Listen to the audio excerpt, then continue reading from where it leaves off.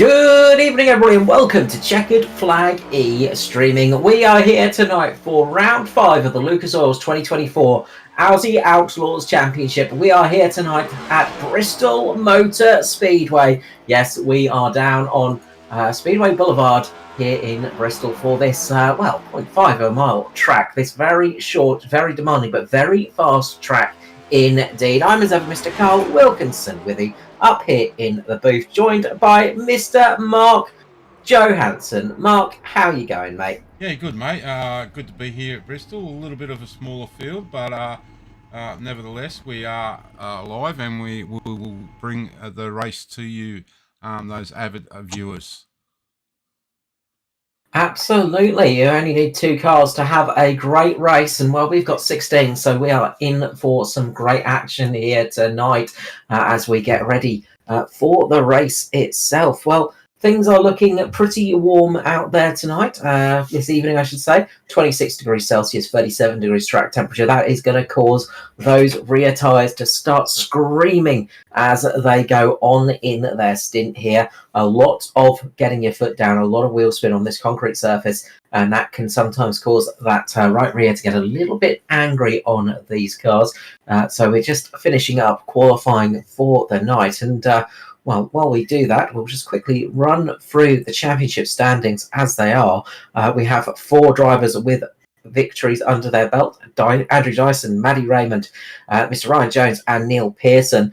Leading the points at the moment, we have Carl Needler with 61 points, just a couple ahead of Norman Clark in second in the championship standings, with Stevie Dubb down there in 7th, Luke Yeager in 8th, 36 points of Wayne Van Billion in 9th, and Mark Smith in 10th position. So those drivers will want to up their points a little bit to get themselves a little bit closer towards the top and hopefully get a win underneath their belt. And, well, with a slightly smaller field tonight, it could be the opportunity to do that, Mark. Yeah, definitely could be a great opportunity. We've seen Jamie Nankervis have last week off. He's up there in the points, so he'll be definitely looking to get back. So interesting with some of the other guys not here tonight. Andrew Dyson, Neil Pearson's out there, so I'm going to say you've got to be hard pressed to look past him for the win. Paul Drady and Mark Smith, I know they've been putting a lot of work in through the week with car setups. Carl Needler has been putting in some extra work too, now that he's got the lead of the points. So it'll be interesting to see how we can go there. Absolutely. And, well, after a great race at Phoenix last time out, Mark, plenty of people wanting to see if we can get the same here tonight at Bristol. Yeah, definitely. I just brought up the results from last week. It was a DPR 1-2. Andrew Dyson, Stephen Williams home 1 and 2. Luke Jager coming home in 3rd. And the Valve Esports drivers of Scott Lefborough and Wayne, misread that one. Scott Lefborough in 4th and Wayne Van Bien, one of our Kiwi drivers. And Brian Messer, the only American in the field last week. So he was happy to pick up some great points last week. Absolutely. Always good to see. And, well, we are in store for some good racing here tonight. So let's look through the starting grid for tonight's action as we get ready for 500 laps of this very high-speed, very short track. It's Neil Pearson and Stevie Dubb at the front, DPR locking out the front row, taking pole and the outside line. On row number 2, it is a Valve Esports lockout with Norman Clark and Nick Bottarelli. Jamie Nankervis and Carl Needler make it up on row 3. Row number 4 sees the Lucas Oils cars of Mark Smith and Paul Drady. Row 5, we've got Jared Williams and Justin Allen. On the 6th row tonight is Luke Yeager and Tristan Koch.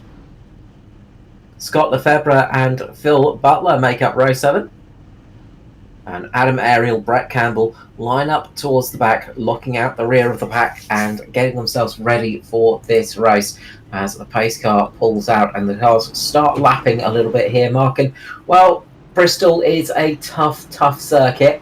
It's very easy to make a mistake at this last Great Colosseum, very easy to have an accident here. But if you can get it all working right for you, you can absolutely lock yourself in towards the front. Yeah, definitely can. And also tonight, we've seen in the past two pit lanes, but tonight we're using a single pit lane. So it's a long old stroll down pit lane. You come in out of turn 3, and then you re-exit out of turn 3. So it's a long old pit road that that the guys have to go around. So watch for those guys trying to come on to pit road and those trying to get off. About 160 plus laps on fuel tonight, Carl. So I don't think we're going to see the tyres survive that long. No, it's all going to be about preservation of the car. See what you can do. But they're going to be hoping to get a caution to get down the lane, because you do not want to make green flag stops here with that pit lane. It can be very, very time consuming indeed. So watch out for drivers that have got a setup that looks after their tyres. They could be in for it tonight, in for a good option tonight. But it's all going to be about getting the cars to the final part of this race. The pace car pulls in, and we go green here tonight for the Lucas Oils 2024 Bristol round number 5 of the Aussie Outlaw Series.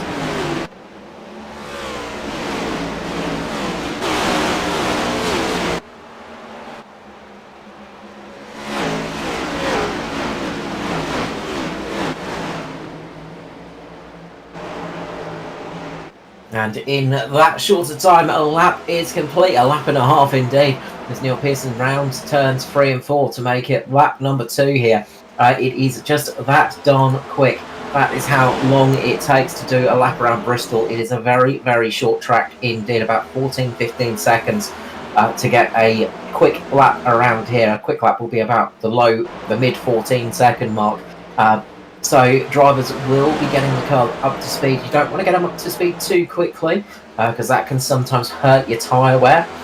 So just getting it built up, just in a nice brisk pace is what you're looking for. You don't want to be clipping the walls. You just want to get the car nice and set up, get the tyres up to temperature, and get yourself into the rhythm of this race. Yeah, definitely. We've seen over in the real life that the Goodyear tyre didn't really stand up to it. I don't think we're going to see that problem here tonight with tyres being burnt off as quick as they were in the real world. But as you said, Carl, if you don't look after your tyres, you're definitely going to have troubles keeping them under you. I think most of the guys were complaining through the week that they could either get it nice on the turn in, then it was tight through the mid corner, and then loose on the way out. It's a very different track to drive. Yeah, it doesn't look like much when you watch it from outside the car, when you're sitting back enjoying the race, but when you're actually behind the wheel of these things, every lap is almost different in this car. Every corner is different, although they look very similar. They do really provide a very different challenge, and you find yourself in slightly different positions, and it's very easy to make a mistake on a track like this as you're pushing for that time. Already down into the 14.6s with Jamie Nankervis setting fastest lap of the race. And that's the thing, is you've got to get the speed built up. You want to get the momentum going. You don't want to go too quickly too soon, but you've got to get that momentum going. You've got to get that car settled in, and you've got to get it working on the setup as well, something that is a bit different this season with the open setups being a thing, and that can really cause you to just struggle to get it working in the right conditions in the early stage, but you might have a good long run car. And if that's the case, you're going to be sitting pretty tonight. And look at Nick Bottarelli. Nick Botterill up in third position. He is getting a good run with Carl Needler as well. Needler was faster in practice. Definitely has some pace underneath that number 2 car. And is looking to take advantage of it early and seeing if he can get that Mustang charging its way forwards towards the front. But, well, you and I can both speak from experience of having raced these guys. DPR are a very hard team to beat, and especially Neil Pearson and Stevie Dove, 2 absolute veterans of oval racing, 2 very fast drivers, and both of them are going to make it very difficult for anybody else to get the lead of this race. Yeah, well, look, we've seen all 4 DPR cars when they're out there. They're definitely the ones to beat on the track. Neil Pearson, as we see there in the background. Nick Bottrell making the move for second place on Stevie Dubb. So Stevie tends to sit back and just eases in. He's always thereabouts at the end of the stints and at the end of the races. So it'll be interesting to see how this plays out. You see there Carl Needler really trying to get down underneath. He's got to be careful there with turning in so hard. It's putting a great deal of pressure through that right front. You do not want to scrub your tyres this early into the stint. You want to have nice, smooth turning on that wheel and get the car just moving through. One of the things you can do is chuck the brake balance a little bit further back just to get the rear turning for you, so you don't have to put as much steering angle through through the front tyres, and that will help preserve them into the stint. Of course, what that does though is it does heat up the rear tyres a little bit more, so you know you're sort of damned if you do, damned if you don't sometimes. But if you want to run that slightly tighter line, you're better off trying to get it turning at the rear with the brakes than using your steering wheel, because you're just going to end up scrubbing off the front and finding yourself needing a brand new set of front tyres very early on, and that can lose you an enormous amount of pace on a track like this. It's one of the key mistakes that people make on a short track, is by oversteering the car and overworking the front tyres. Yeah, definitely. You kind of sort of want to try and make this into a little bit of a speedway and diamond the track, you know. Just turn in, let the car drift up, and then let the car come back down through the exit of the turn. Sorry, big moment for Nick Bottrell there. Back end just stepped out on acceleration. He managed to catch it just in the nick of time, but that's left him very open to Stevie Dubb now going on the attack.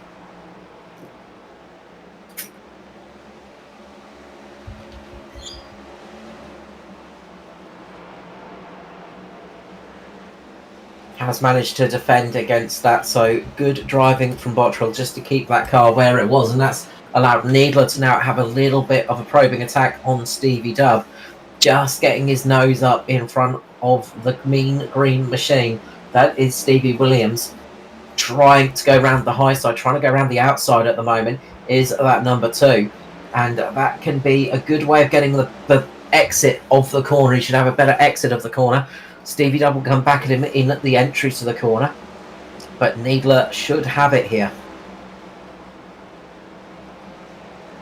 So tonight, Carl, we've already spoke briefly as we see Needler finally get that move done on Williams. Around the 167 laps, Needler just drops down the block, that nose, that try where Williams try and make that move back underneath.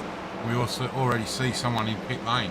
I do believe it may have been Cam. No, it wasn't Cam. No, Tristan Koch. Tristan. So Tristan Koch has had a moment. He's had a big hit on the right front of that car going through turn number 2, and he's pulling it into the lane to get some repairs done, I think, because he is struggling. So I think he's damaged the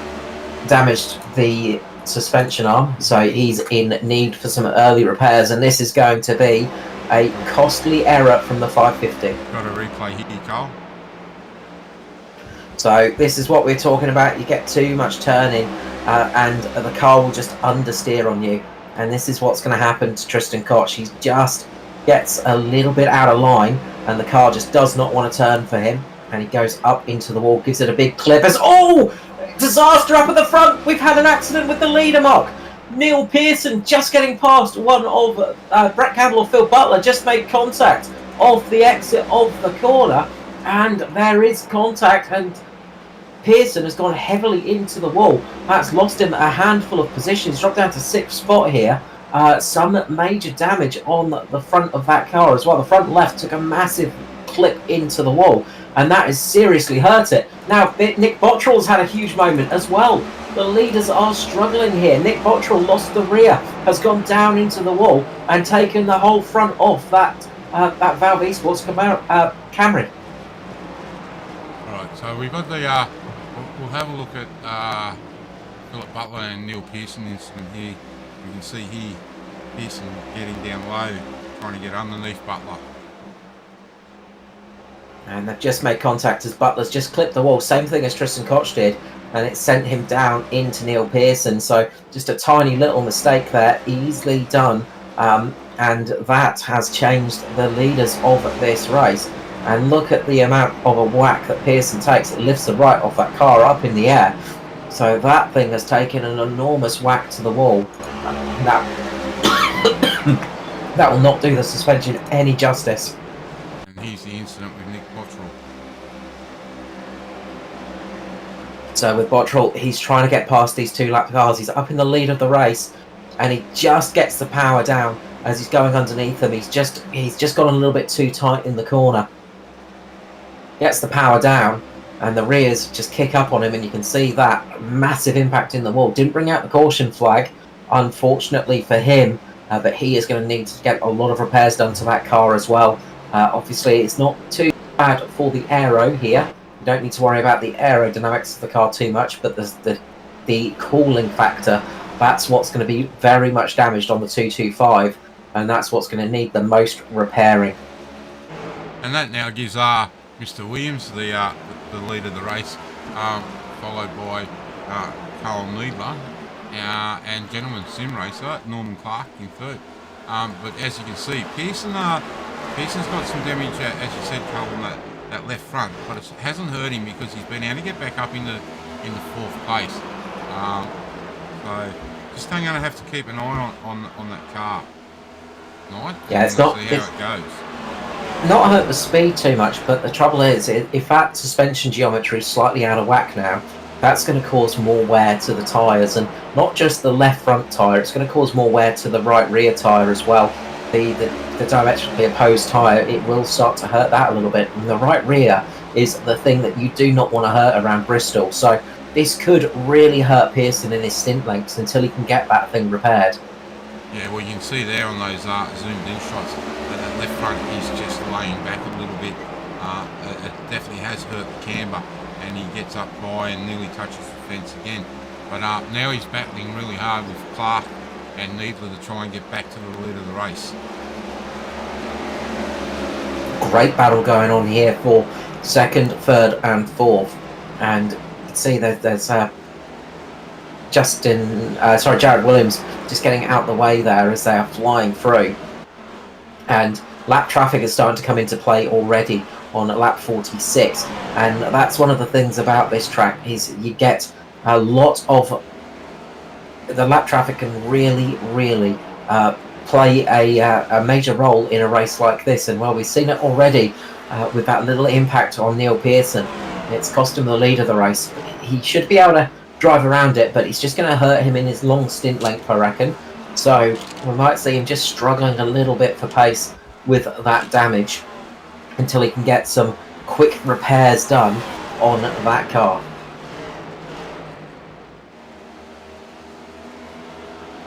So as we continue on here, keeping an eye on that 61 of Neil Pearson, seeing what happens with this red DPR car as all he just gives that wall a little rub there, just trying to give the trying to rebalance the wheels in a non-professional way, as racing drivers like to do, as mechanics hate to see.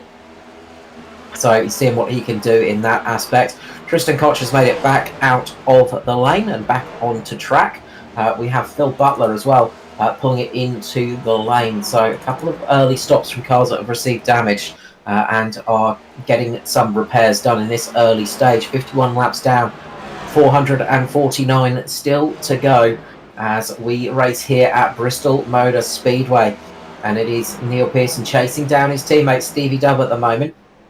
The red mist will have descended on that 61 car, I am sure, and you could damage that car to a point where it no longer resembles a Chevrolet, and he would still be driving it around at the most pace he could, as the anger fuels his speed at the moment. But will it affect him in the long run? We'll find out soon, I am sure. A bit further back, Norman Clark has dropped off a little bit. He's fallen back a little bit here, and Jamie Nankervis has moved up into fourth position. Carl Needler's still up there, but battling it out with Jamie Clark at the moment. We'll jump back to those images soon. But at the moment, it is Neil Pearson charging his way through and closing that gap on Steely Dub. So this is the big part of the race for us at the moment. Can Pearson get that car through to the pit stops that he needs and get that car back into the winning position? It's going to be very tricky indeed, I'm sure.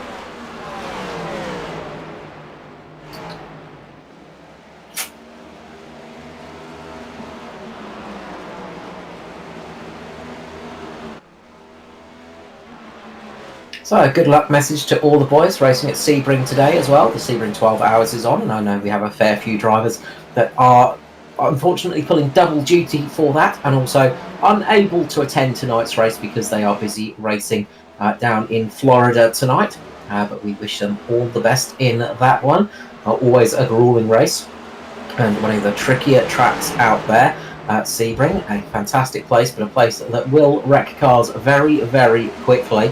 As we jump back to Carl Needler now, he's managed to break away a little bit from Jamie Nankervis and get himself back up into third position. Having a good run at the moment. Needler has got some very good pace here at Bristol. Oh!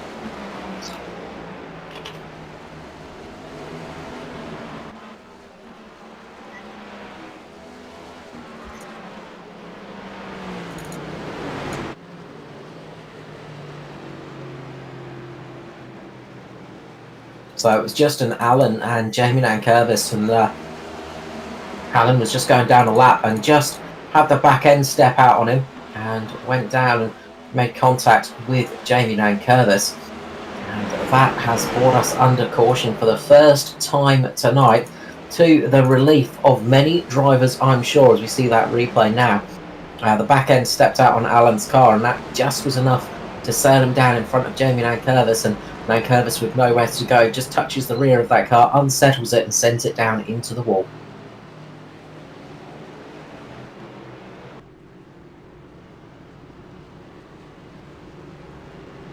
Now you've got to come into the pit lane now for a top up of fuel, at least, you've got to say. I imagine we'll see everybody coming in. Be a very brave decision to stay out there, and I think Carl Needler is actually going to be sticking it out there, so he's going to be running off sequence here. So he's trying something very, very different. Pretty much everybody else coming in. I think Paul Drady's going to stick it out as well. So interesting to see a couple of different strategies coming into play here, and we'll see how that one plays out as they come along this long pit lane and move themselves in for the first pit stop of the night. May not see them all taking tyres, but they may they will want to fill it up with fuel. Probably worth chucking on a fresh set of boots though at this stage of the race. Just give you that little bit of an advantage. And you've got 8 sets of tyres for the race, so 7 sets throughout this race to play with. So being that we're about 63 laps in, it's probably worth chucking on a set just to see, and it also gives this man, Neil Pearson, an opportunity to get some of those repairs done, and this is exactly what Pearson needed.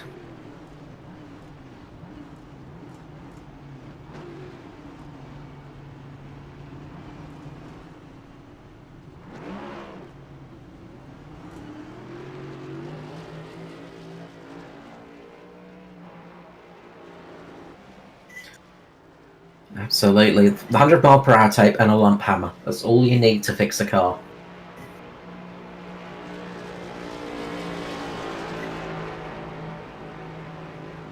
So the technicians will have been busy smacking that suspension with a large hammer and maybe a big chunk of metal as well, just to get it all pointing in the right direction. Chucking some tape on. As you see, he's coming back in for a few more repairs as well.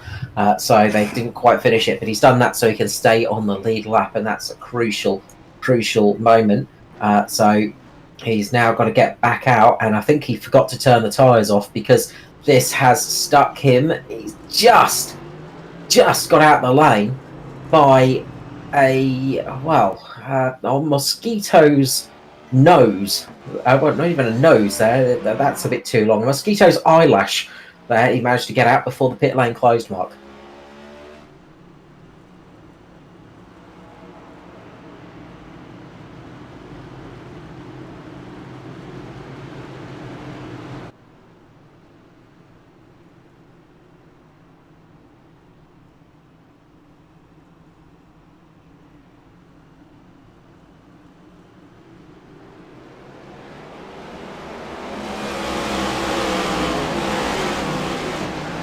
So it's only Carl Needler, the driver out there, that stayed out on tyres. Everybody else ended up coming through the lane, getting some fuel, getting some tyres. And now we're going to see what difference fresh tyres make compared to ones that have done about 66 laps. And we are seeing that very quickly as Needler is hemorrhaging lap time. This may not have been the right choice for the number 2. He's already dropped down into 4th position. So it is very much not looking good for Needler at the moment. Will this gamble of saving an extra set of tyres pay off? Well, we'll have to find out in about 430 laps time.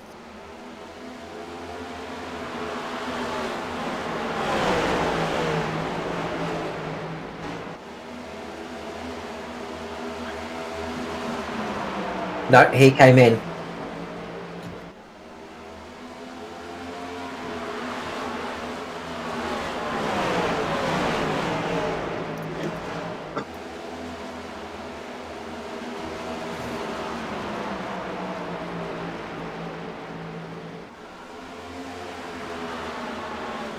We've got some good racing going on throughout the field at the moment.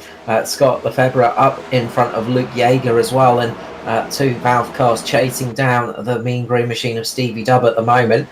So we are racing throughout the field, and Stevie Dubb trying to get away and get himself back into the lead of this race, into a nice secure position. But we are treated to some racing a bit further down, as the back of the pack is pretty chaotic at the moment. And they are really hustling for position as Needler just plummets down the order. Unfortunately for him, this gamble is really not paying off, especially if we go green to the end.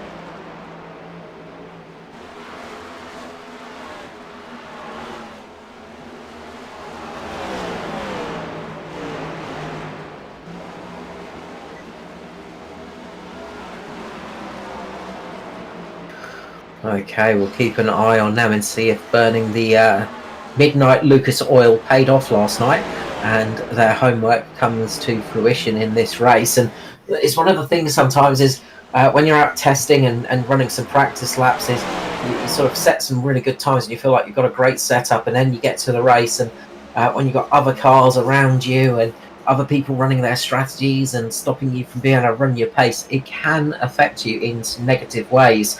So let's hope that that's not the case, and we can see them coming back at this pack latterly in this stint. But at the moment, it's Stevie Dubb up at the front with Jamie Nankervis just behind him, Scott Lefebvre behind him in 3rd position, Luke Yeager and Norman Clark with Neil Pearson, Mark Smith, Paul Drady, Adam Ariel and Carl Needler. That's our top 10 at the moment.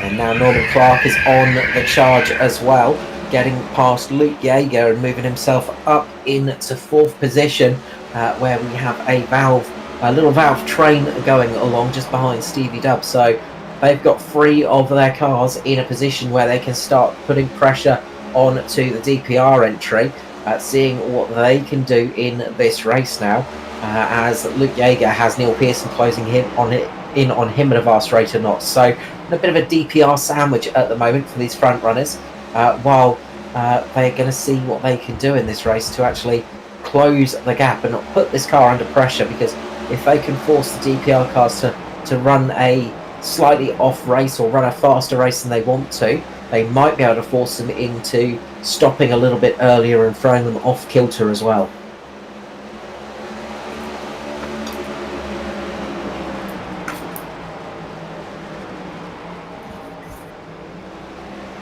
It's a very busy day of motorsport today, Mark. The Australian Grand Prix fully underway. out there. So lots of actions on the track tomorrow. It's the Xfinity and the Cup car, the Xfinity cars out at our favourite track in the world, Mark. It's not Sonoma, come on, give it some credit. It's one validating feature as it's not Sonoma.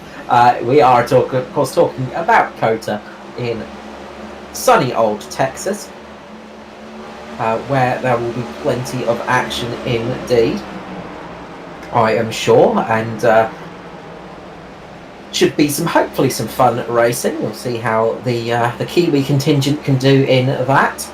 The Indy cars are busy at I've forgotten the name of it now, but they are busy racing for $1 million odd as well. So plenty of full metal racing going on, but online stuff as well, as we are here tonight with the Aussie Outlaws Series here at Bristol for the Lucas Oil's 2024 Championship. And up the front is Stevie Dub versus Jamie Nankervis at the moment.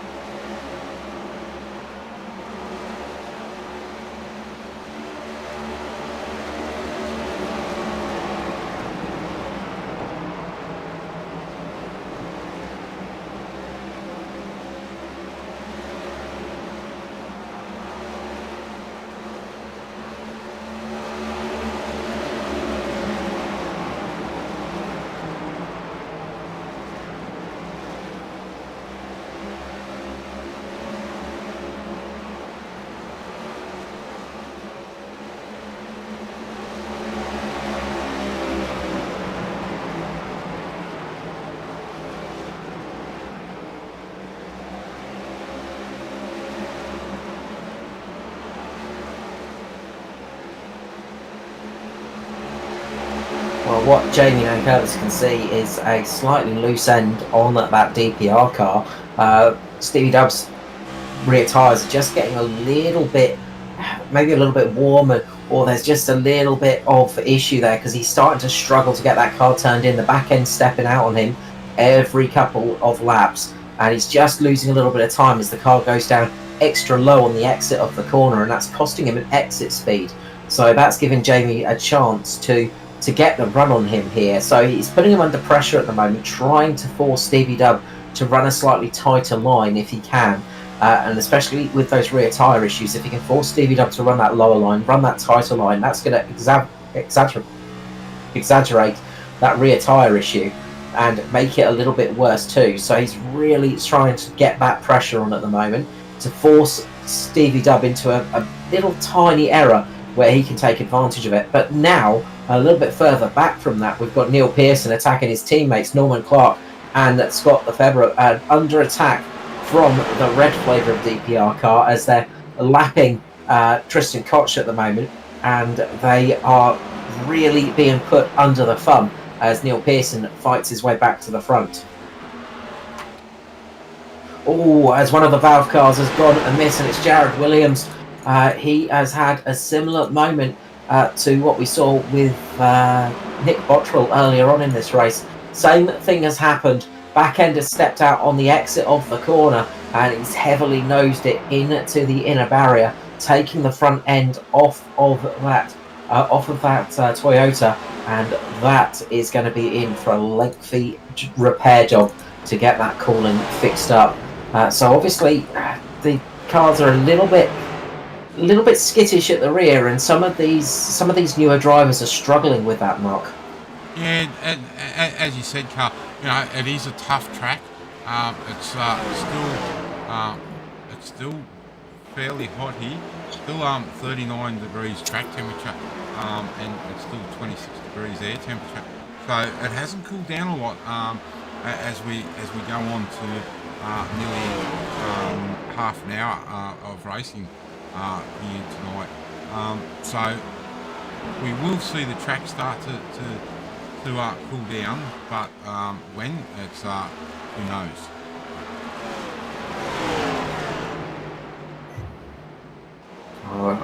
When the sun starts to disappear in the air, I think we'll see the track temperatures dropping a little bit, but it will still take time.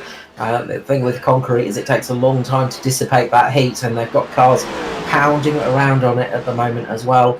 and that is just going to keep the temperature rising and rising. So it's very much going to be a tough night for these guys to get it absolutely working, and it's going to catch out, I think, a couple more drivers tonight with that rear stepping out all of a sudden.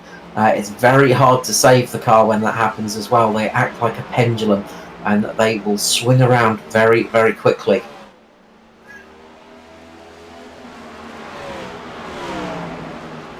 So we're just checking these guys. Nick Bottrell's back out on the track. He's unfortunately 56 laps down, but nevertheless he can get some points there tonight. Christian Koch there as Bottrell goes past. He's down in 15th and 16 laps down. Justin Allen, we've seen him get mixed up in the incident before. He's now 12 laps down in 14th. Garrett Williams still in pit lane. I think we will see him back down by the end of this race, back around Nick Bottrell, 30 odd laps down with that last accident. And there's some real big heavy damage there, as you can see from those pictures. Philip Butler, 7 laps down now. So unfortunately for the Quantum guys, it's not going real well to begin the night, but nevertheless it's still out there. Carl Needler, our championship leader, he is down in 11th place, 2 laps down. We've just had one of those. Justin Allen taking a huge lick into the wall again. Back end just stepping out on that car, and he has had the same thing happen to him as we saw those two Valve Esports cars, and that has wiped the nose off the front of Allen's car, and that is going to be another lengthy repair job on his entry. Unfortunately, we see there on the replay, back end stepping out again and just hitting that inside wall. Luckily, no caution frame for debris, but it has really scuppered his race. Yeah, definitely. And while we were just running through the field, we see Neil Pearson now back up in the 2nd place, chasing down his teammate Stevie Williams, that has a 2.5 second lead over the field. So some great racing, and some not great racing for some guys. We'll jump back and check on Brett Campbell, sitting down in the top in 10th place, and unfortunately 2 laps down. And unfortunately here, Carl, with such a small track, and as Brett Campbell just rubs the outside wall there, these guys will get caught very quickly, and unfortunately we'll see these guys go laps down very quickly. Yeah, the one car that is a surprise to see dropping laps so much is Carl Needler, because we know that he's in a very, very quick car tonight, and that deciding not to stop has really, really cost him a huge amount of time. He's just unable to get the lap time down. He's lapping in, just almost a second off the pace at the moment. Last time round was 16.4. The leader was a 15.5. So that explains why he's plummeting so quickly. He's done 115 laps on those tyres, and he's going to have to come into the lane relatively soon for fuel, and that's going to drop him another 2 laps down. So that gamble of sticking out has really not paid off. No, definitely not. And we 3 wide here through turn 4. Very game there by Paul Drady to squeeze through those 2 cars. Yeah, fighting for positions, fighting to pass lapped cars, fighting to keep position there, and he saw his moment and took advantage of it. And you have to be decisive in a situation like that. Generally, lapped cars are not going to fight you too hard when you decide to make a move like that, but you've got to make your intentions known. And Drady absolutely made his intentions known on those 2 cars, and they took advantage of it. So very well done indeed, because Drady is closing the gap now to Luke Yeager, same as Mark Smith. So those 2 Lucas Oil cars, about 60 laps into their stint now, are coming good. They are travelling at a decent pace at the moment, 15.7s across the board. Some of the fastest cars on track at the moment. as we see Jaeger and Nankervis battling for position as well for 4th and 5th at the moment. Good little battle going on there as Jaeger's car is coming back to life, and Carl Niegler has to pull it into the lane now. So he made 120 laps on that tank of fuel. Remember, a couple of those were during cautions, but that is a useful figure to know, Mark. Yeah, it definitely is. But is it because of fuel, or is it because of the tyres have just seen the best as he pulls into his box now? Well, if he can make it 120 laps on tyres, then that's also useful information to know, because we'll start to know when everybody else will start hitting that cliff as well. Of course, the useful thing about all being on the same amount of tyre life is you're all going to generally hit the drop-off at the same time, whereas if you're off strategy like Needler, you're going to be... you're really in an awkward position because he's dropped 6 laps down now. He lost 2 laps from pace, and then he lost 4 laps from the pit stop. So it's going to be a long trip home now. He's going to have the pace in these opening laps, so he should get back a lap or 2 on the leaders, but he's still going to be about 4 laps off in total. So he's really not going to be able to narrow that gap too quickly, unless we go green to the end and he can slowly chip away as everybody else tries to eke out their tyre life. He's really not going to be able to get back towards the front of this race. No, definitely not. Look, I think we're going to have the same situation like in some of the real life races. We may see a lot of people a lap down, maybe even up to fourth place by the end of the race, and we can see those two Lucas Oil cars now putting the move on Jamie Nankervis, and this is for 5th, 6th and 7th. So that Toyota is starting to struggle a little bit now after being up front in position 2 earlier on in the race. Yeah, Nankervis's pace has fallen off a little bit and he's struggling. As you see, Needler just sailing past there. Needler's going to be the one to watch at the moment as he just sives his way through the traffic. It's such a great feeling when you have a 60-odd lap deficit on tyres. You feel like you are absolutely flying and you feel like you're the fastest man in a race car ever to live. But that always comes back to bite you later on in the stint as well. So at the moment, Carl Niegler is in happy hour mode. He is going to be having a blast as he sails his way past the lead cars, as he sets fast laps, as he sets best laps, personal bests, fastest race laps. He'll be doing it all and gaining some of those laps back as well. But eventually, he'll start to pay that price as everybody else will be in the lane in about 40 or so laps time, about 40 or 50 laps time. Then they'll come out on fresh tyres and take it all back from him. But the main thing is going to be working out from the stint length to who can make it with one less stop. Maybe if Needler can do one less stop than the leaders, or if the leaders can do one less stop than Needler, they're going to be in a prime position. So it's going to be all about working from the back now to figure out how few stops you can do in this race. The less stops that you have, the better your race is going to go. Yeah, definitely. And we just see Stephen Williams now come up to lap. He's just lapped Jamie Nankervis, who's in 7th place. So definitely these DPR cars are the ones to really keep an eye on, and they've really got the setup set right tonight.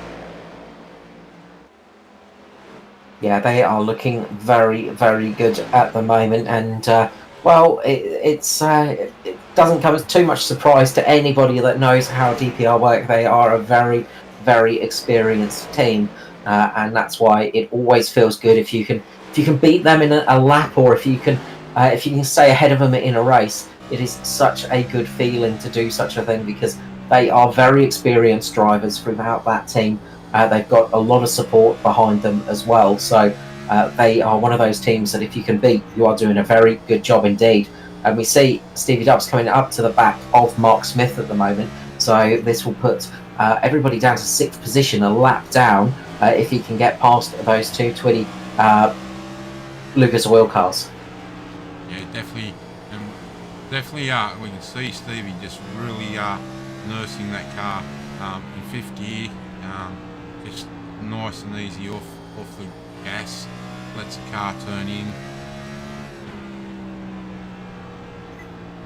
Yeah, he's not having to worry about anything there as well, just cruising around in fifth gear at the moment, and not having to worry about shifting or anything like that, which is a nice position to be in a race car. And he's still setting some good pace as well. He's still in the 15.8s at the moment. The rest of the field are in about 16s, 16.1, 16.3 sort of range, other than Carl Needler, who is down in the 15.1s, of course, but he is on tyres that have only done 20 laps. So he is he's enjoying his happy hour at the moment. But Stevie Dub has definitely got some good long range pace, long run pace, short run pace, and just good pace in general.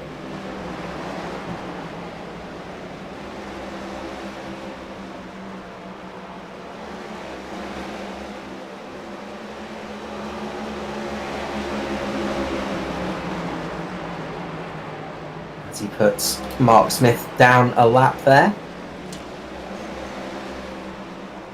Moving himself up the field as they go. Still got a good gap over his teammates, still about 3.5, 3.6 seconds back to Neil Pearson, who is just getting passed by Carl Needler at the moment. Needler is furiously trying to chase down Stevie Dub to put him down another lap, and this is where those fresh tyres are paying off, because Needler is he's almost to that magical point where he can get himself in a decent position.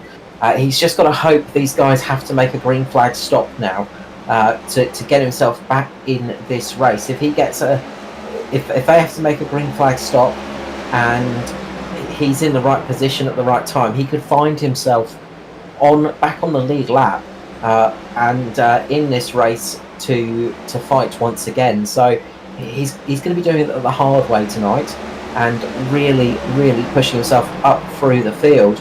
But I think the only way this strategy is going to work off is with a caution at the moment.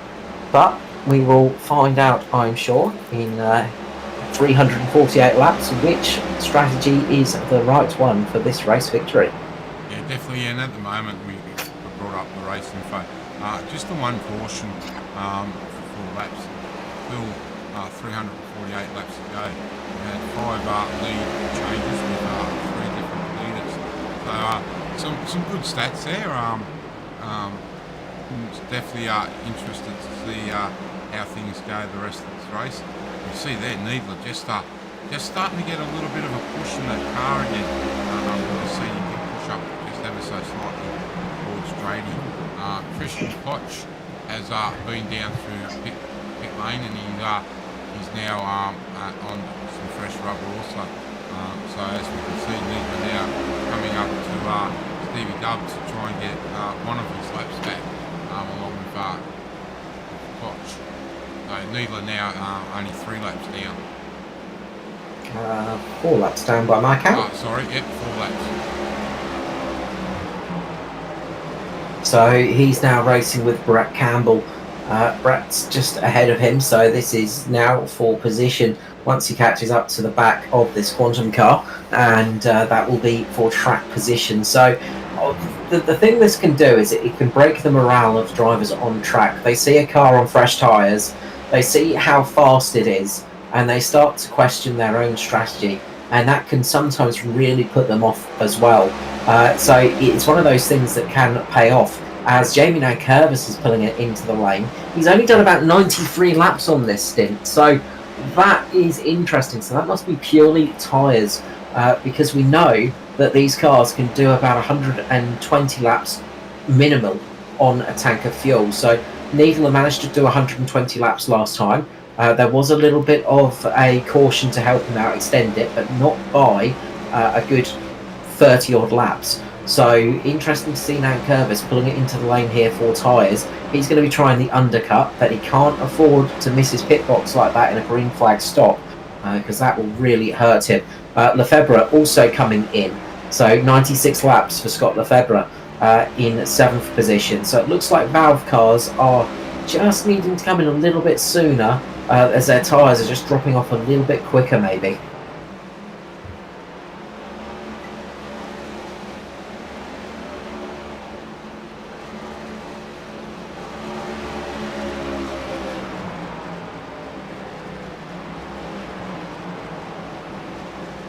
as we see Stevie Dubb moving up towards Norman Clark now to put him down a lap. That's leaving us with 3 cars on the lead lap now.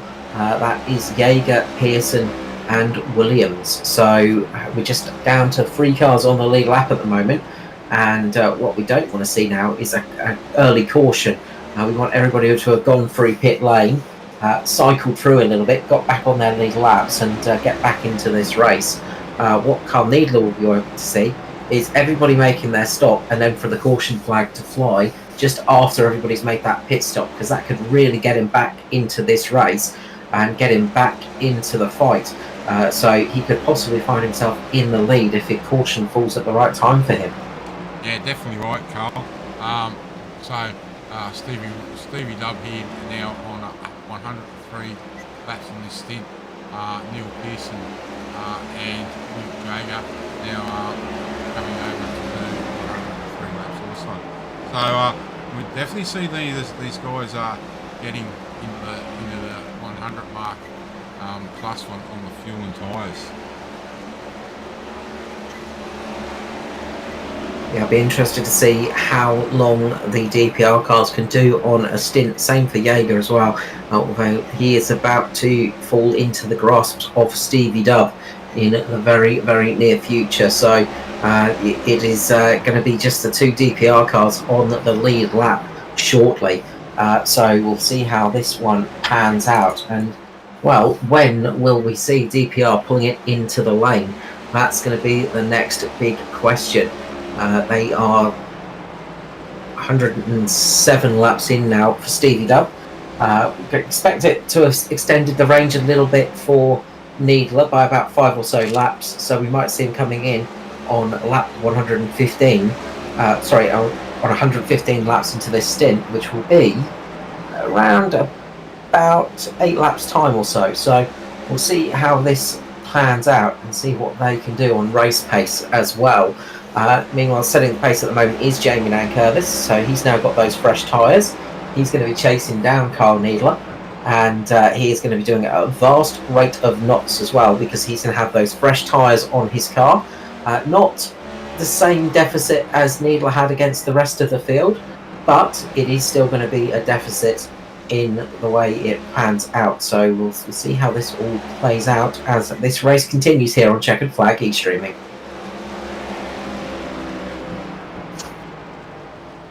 You might just jump on board and do a few laps with Jamie with those fresh tyres on, Carl, just to let everyone see the speed difference in fresh tyres.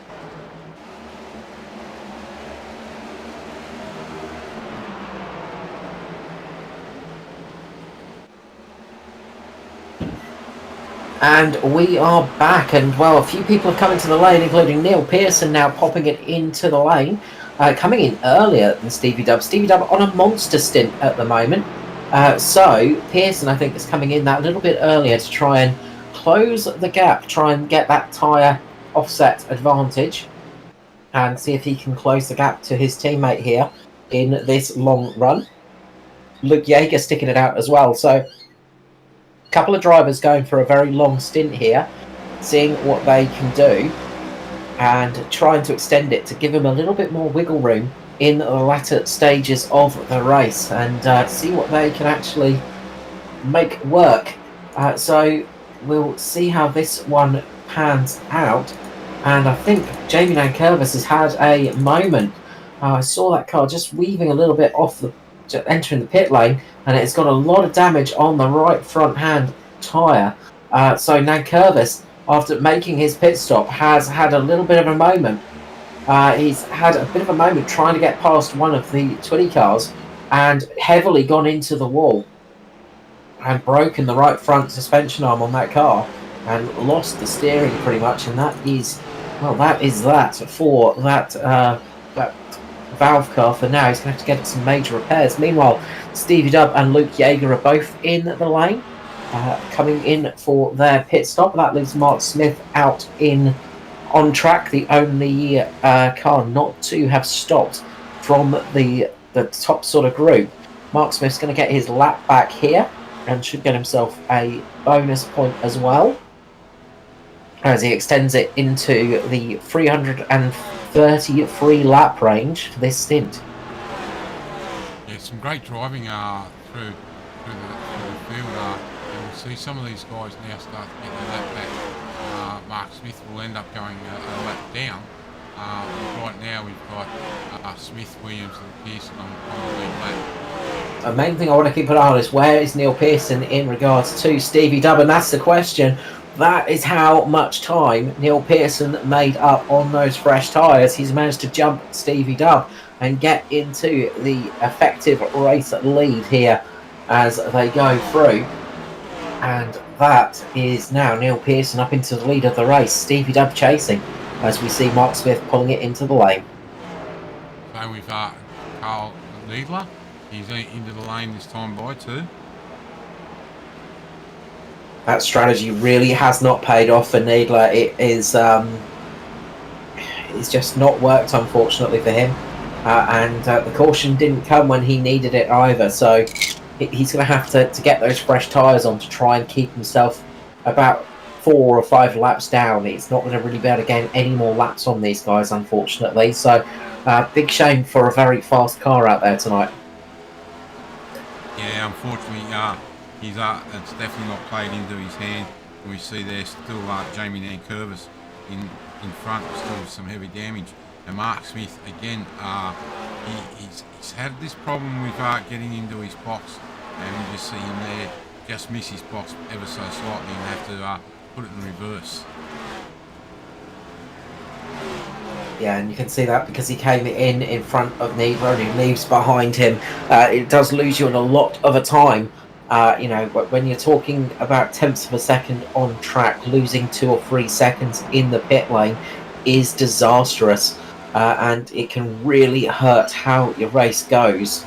The main thing for Mark Smith is where does he come out in regards to his team leader, Paul Drady. And he's come out in front here, so Drady has had a much worse pit stop. He's had looks like he's either had a slower pit stop or he's had to spend more time fighting through the traffic, because those two were side by side when they sort of were running out on track with Drady in front, but Mark Smith managed to jump him in the pit lane here. So despite that little error, Mark Smith's done a really good job here to get himself out in front of his teammate Paul Drady. Yeah, definitely. Just looking at the times, Carl, Paul Drady, pit lane was 54.8. Mark Smith was 56.1. So Paul definitely had a quicker pit stop through the pit. But I'd say it's been traffic that's held him up. So on my side of things, I've got Paul Drady with a 55 and Mark Smith with a 53.8. So one of our timing screens is not telling the complete truth there. Oh, we're getting used to this. It's always fun. It's the trouble with the different programs have different ideas of it sometimes. Yeah, you can see visually that Drady lost time through that lane and lost time in traffic. So Mark Smith having a very good little bit of the stint there, but it still leaves them down about 3 laps off the leaders. So that's where the real pain comes in. They are 3 laps off the lead now. Whereas Pearson and Williams, the only 2 cars on the lead lap, got Luke Yeager 1 lap down, Lefebvre, Clark, both 1 lap down. Everybody else is multiple laps down now.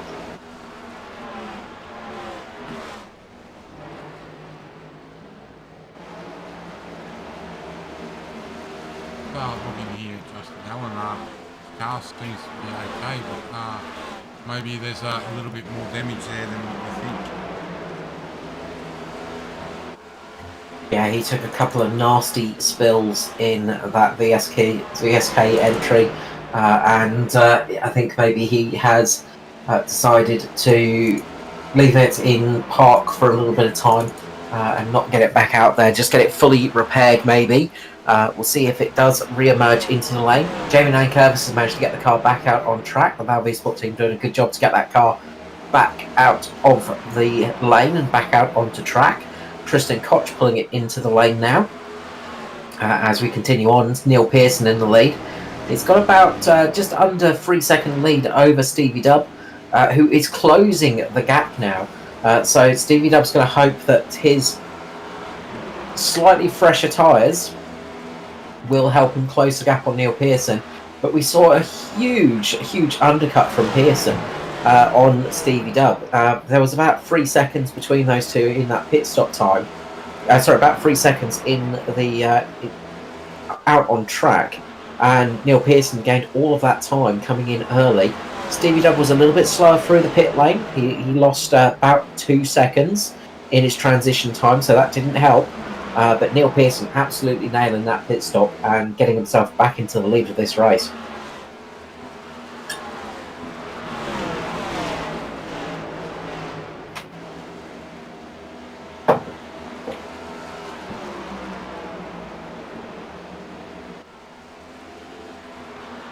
So as the laps tick down here tonight on Checkered Flag e-streaming, the mileage ticks up on these cars, and a few battle wounds seen across the vehicles.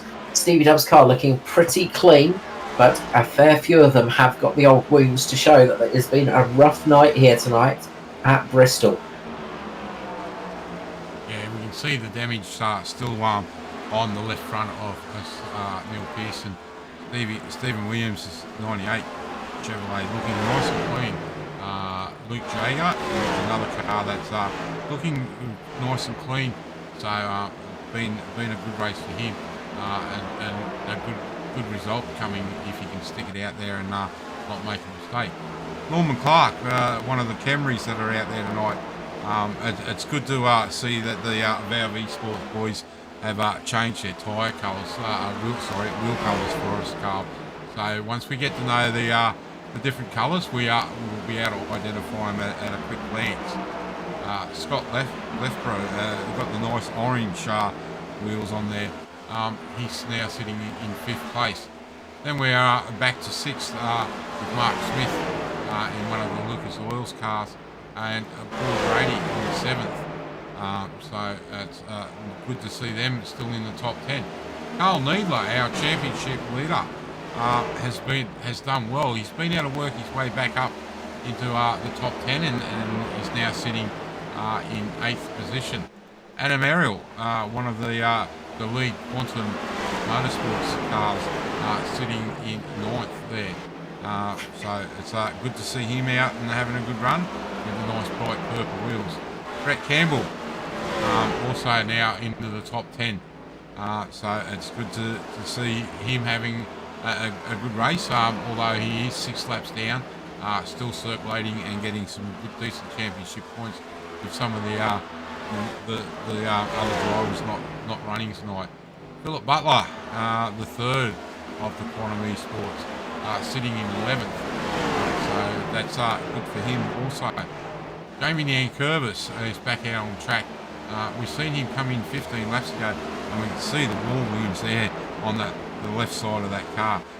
He definitely won't be happy with his result tonight. He's come back from the cruise and would have been hoping for a great result tonight, but still in the top 15. Kristen Koch, one of our more colourful characters in the league. He's sitting in 13th. Unlucky for some, but lucky for him. Garrett Williams, the other Valve, the fourth Valve Esports car out there tonight. Oh, we just see there 225 get a little bit loose, but Jared's been able to get back out there. 47 laps down, unfortunately for him. A little bit of an incident that took the nose off that car. Nick Bottrell also there. Again, we've got him back out on track after a big incident. And Justin Allen is still in pit lane. I'm just trying to get hold of Justin to see if he'll come up and have a quick word with us. But he hasn't responded to any of my messages as yet. We'll keep an eye on that one as we continue on here. Well, as the race continues counting down, we've got lots of different cars on lots of different strategies now, so we're going to be seeing them sticking it out for a little bit longer here, but we might see some coming back in the lane in the very near future, as we can then start working down and seeing if we can figure out when drivers are going to be able to make it to the end or not. Longest stint we've seen so far tonight was 133 laps, so we will get the old coal-fired calculators stoked up in the background and try and get some working out of to when they can come in to make it to the end on just about one more stop, and that should be very, very soon indeed. So it's going to be around about lap 240. So that is the magic number now to make it home on just one more stop. So that's going to be a crucial lap to sort of work out to sort of get to here. But we didn't see every car making it that distance, so we'll probably be seeing around about 260 to 265 for everybody coming in for their next set of stops to make it home on just one more stop. That's going to be the crucial bit, as a little bit of a moment just in front, as that was very close indeed for Brett Campbell. He managed to just about keep everybody managed to survive that one. Bit of a scary moment we saw in the background there, but they all got through unscathed.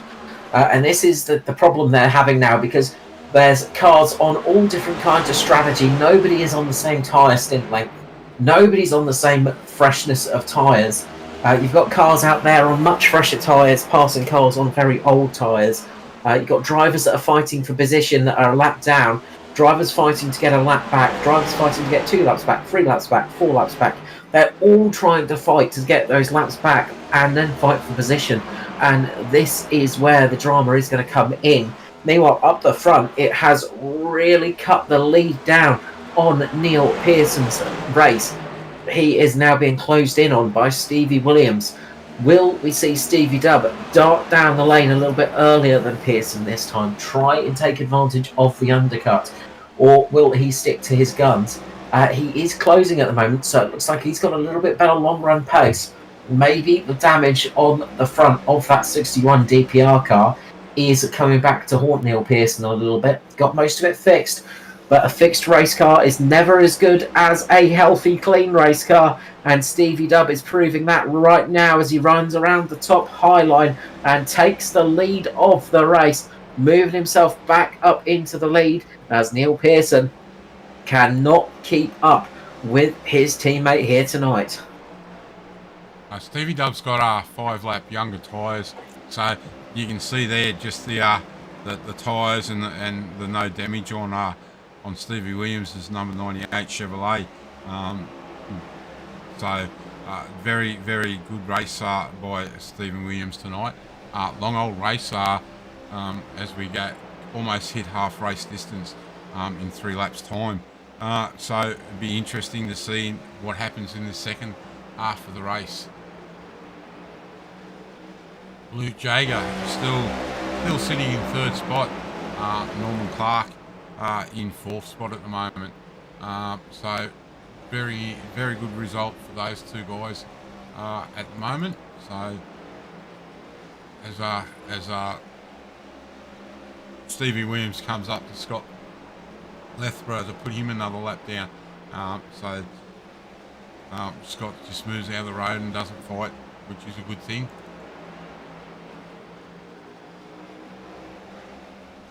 Yeah, they're having some good runs at the moment, and Stevie Dub's built up a gap as well. And look, 5-lap difference on tyres can be a big difference on quite a few tracks. Here at Bristol, it's not that big a margin, you've got to say. Not big enough to make a second on Neil Pearson in such a short time.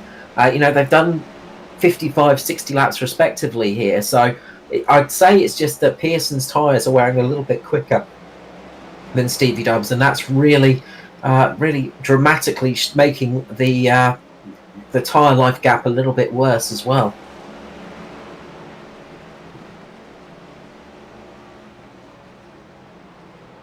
Yeah, you're right, Carl, but you've got to also remember Neil is still carrying a slight damage on that left front.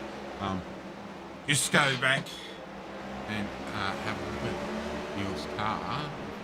Mouse to drop it for me. Absolutely, Mark. That's exactly what I meant. Is that damage is causing the tyres to wear a little bit quicker than expected on that 61. Well, we can see there from the zoomed in pictures that. Oh, excuse me.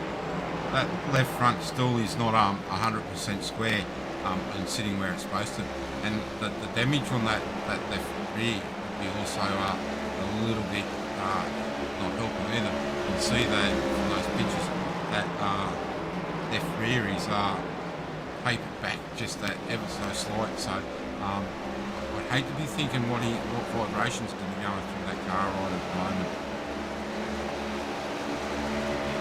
Yeah, that's it. It's causing more wear and it's causing more problems, and it's never the same. Even if you get the car fully repaired, it's never the same as it was when it came out of the box. And that's always the problem with a race car, is they are such fragile machines that when you damage them, they never quite work the same again.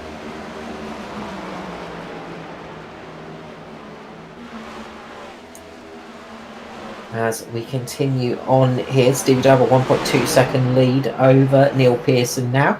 And Luke Jaeger doing a great job at the moment in 3rd position. He's up 8 positions in that Kiwi Sim Sports entry. The man from Aotearoa. I had it before, Mark. I had it.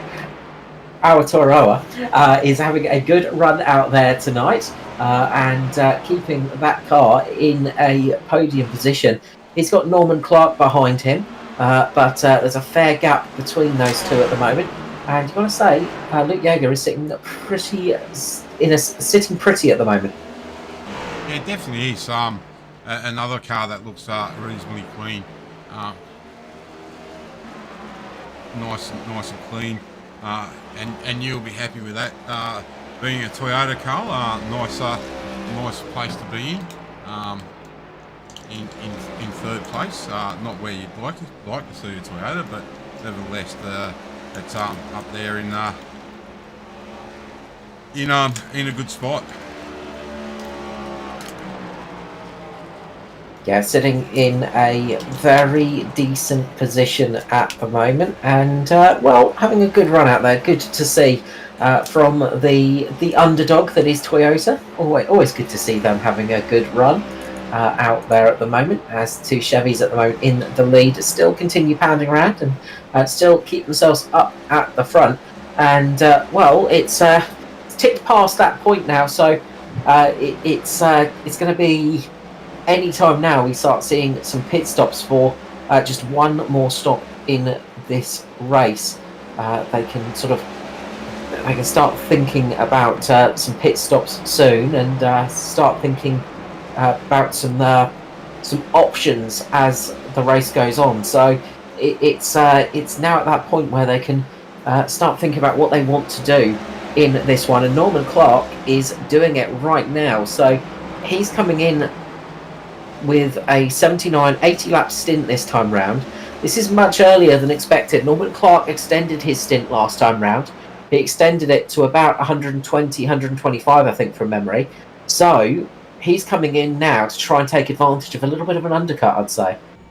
And we can just see here as we go on. Huge moment out on track for one of the Valve cars as it goes careening into the wall. It's Nick Bottrell, I should say, having a huge moment as Stevie Dubb went past him. He ran up high, got on the marbles, and the back end of that car stepped out and very almost pulled out the caution flag. Got the replay here, Carl. So he's gone up high to let Stevie Dubb through, and he's gone a little bit too high. He's ended up on the marbles, got some of those big bits of tyre stuck onto the rear wheel, and it's just sent that car careening round, and that could be a race-ending crash there for the 225.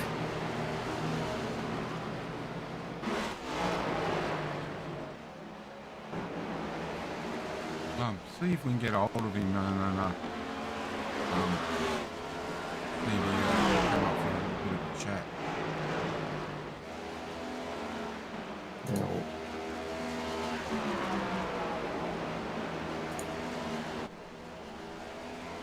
So as Mark does that in the background, Stevie Dubb up in the lead, about 1.7 seconds now ahead of his team leader, Neil Pearson.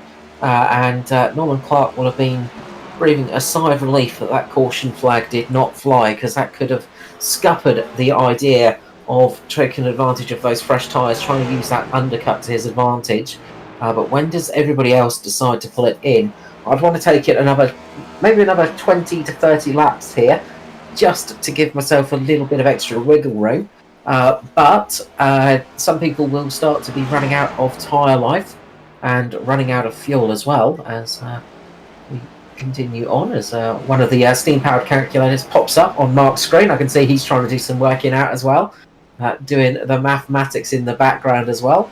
But we are very much in that position where just a single stop could do it, with the longest stint so far being Stevie Dubb with, Mark Smith with 133 laps. We are inside that range now, and it just depends who wants to go for what kind of strategy. So plenty of things still to come here tonight. The race is not over by a long shot, and we are due for some different strategies to play off here. We go green to the end. You've got to say it's looking good for this car, the mean green machine of Stevie Dubb. But he will have Neil Pearson scheming away in the background, trying to work out a strategy that will get him back out into the lead, get him in front of his teammate, and hopefully be able to let him defend as well. But we will see how that all pans out. But I think the battle for third position is definitely on between Norman Clark and Luke Yeager here tonight, as Norman Clark has been in the lane. So only needs to make one more stop by our calculations. If we can extend it a little bit. I've just done some figuring out in the background. They need to make it home on the last stint. They need to make it to lap 367, and then but that's using Mark Smith's numbers. So I would say around the 355, 360 mark is the lap that they need to get to make it home with no more stops. So we'll have to wait and see what happens there, Carl.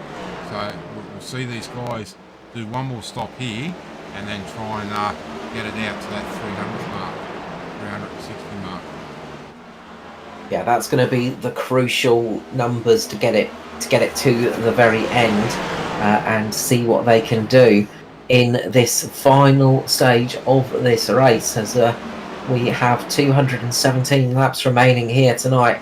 Stevie Dub up in the lead, Neil Pearson, and then we have this gaggle of cars fighting in at the background, all on different laps, all in different positions, but still fighting for position and racing each other just as hard as if it was lap number one. I can see as well we have had a couple of retirements from the race. Nick Bottrell has pulled the car behind the wall. Justin Allen still has the car in the pit lane, still working on it, but I think his night might be over as well, as he is quite a few laps down, unfortunately. So 2 cars out of this race, 14 still racing out there. Jared Williams towards the back of the pack. And they are going to be trying to get some more positions in this race as it goes along. But at the moment, it's the DPR of Stevie Dub in the lead, 3.9 seconds ahead of Neil Pearson, make that 4 seconds. He is extending here, and it is looking very, very good for this DPR car at the moment.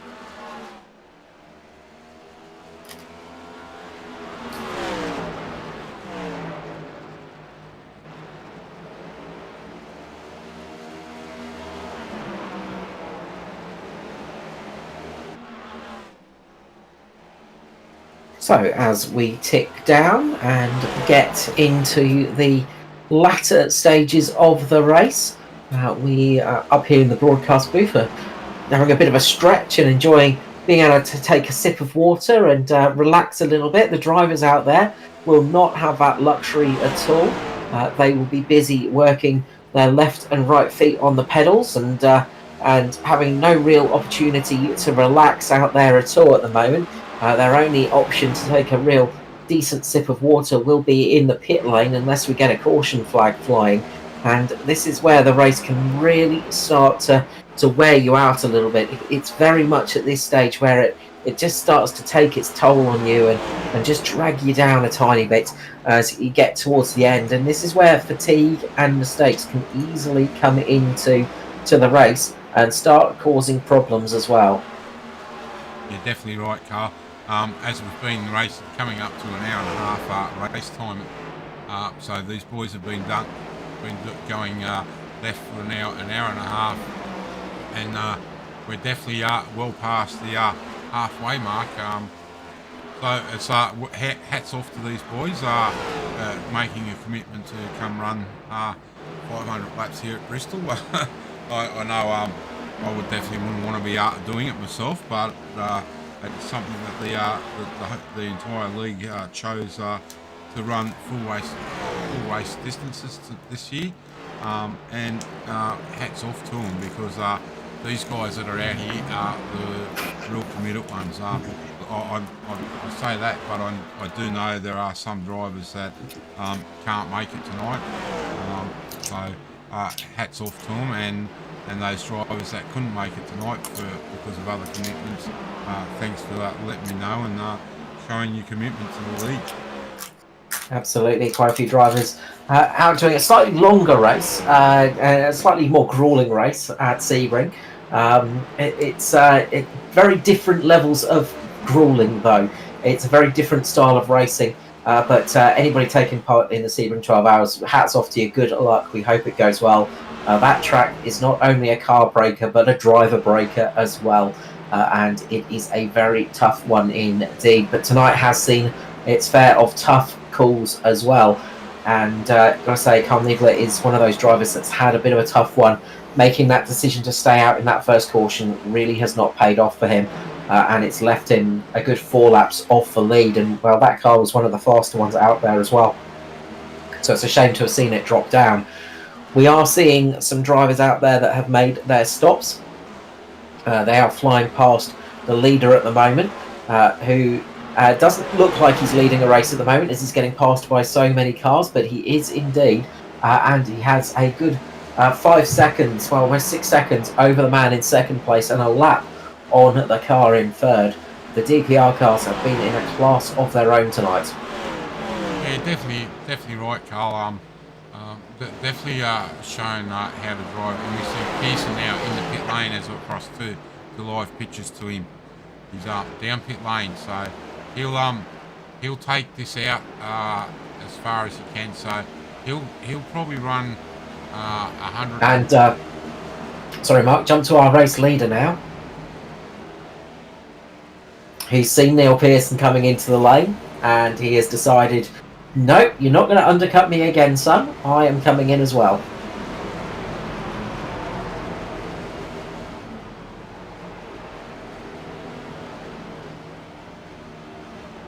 So this is crucial now for these two leaders as they come into the lane.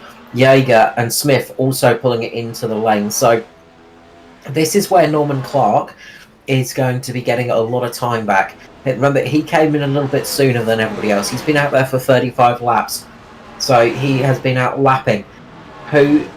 How is this pit stop going to go for these two leaders? Stevie Dub has to absolutely do this perfectly. Neil Pearson, 51.8 through pit lane. Stevie Dub, how long for him? 53.4 seconds. So he lost about 2.4 seconds in the lane to Neil Pearson. But crucially, he's going to get back out on track, and he is going to be ahead of Neil Pearson still. So he had to respond there to not let Pearson sail on past, to get himself back out in front of his teammates so he could not take advantage of that undercut. Now, we know Neil Pearson is quick on fresh tyres, but he cannot get the car in the long run with that damage. So he's going to try and take advantage of this now. He is trying to win this race against his teammate, but he is facing a big uphill battle. After that pit stop, it promotes Norman Clark into third position, and he's back on the lead lap for a couple of moments as well. He's just a couple of places ahead of Stevie Dub at the moment. But if a caution came out now, wouldn't see Norman Clark complaining too much, I'm sure. No, definitely not. He'd get a free pass, and if he was smart, he would come down pit lane, grab a fresh set of tyres and a full tank of fuel, and that'll put him almost in a better spot than Pearson and Williams, because they'll have done a few laps on those tyres.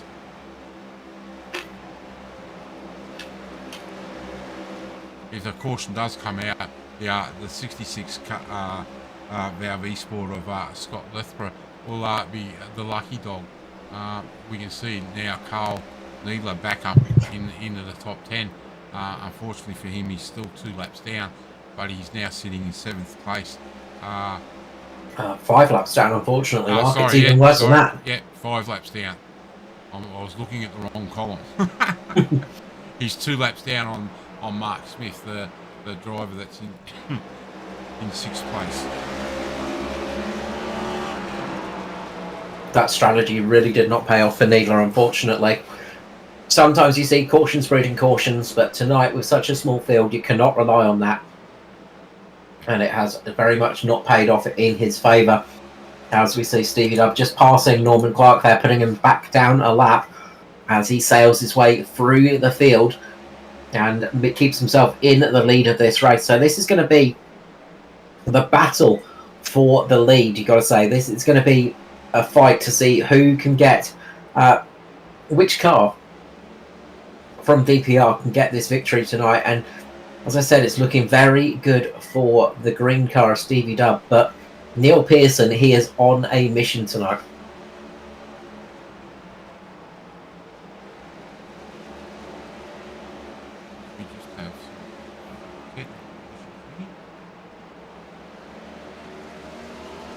So we'll see if Neil Pearson can indeed make this race work. After getting caught early in the race with some damage, he has been not having the easiest of runs here tonight. It's been a long old race for him, but he has managed to keep that car competitive and close enough to strike on Stevie Dub if he needs to. So plenty of action still to come, and we're still about 64 laps away from the final pit stops as well.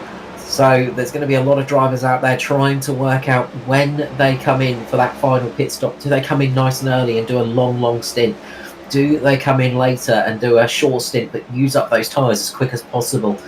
lots of different options going on out there for all of these drivers, and they are all going to be trying something different, I'm sure, to see what they can do in this race.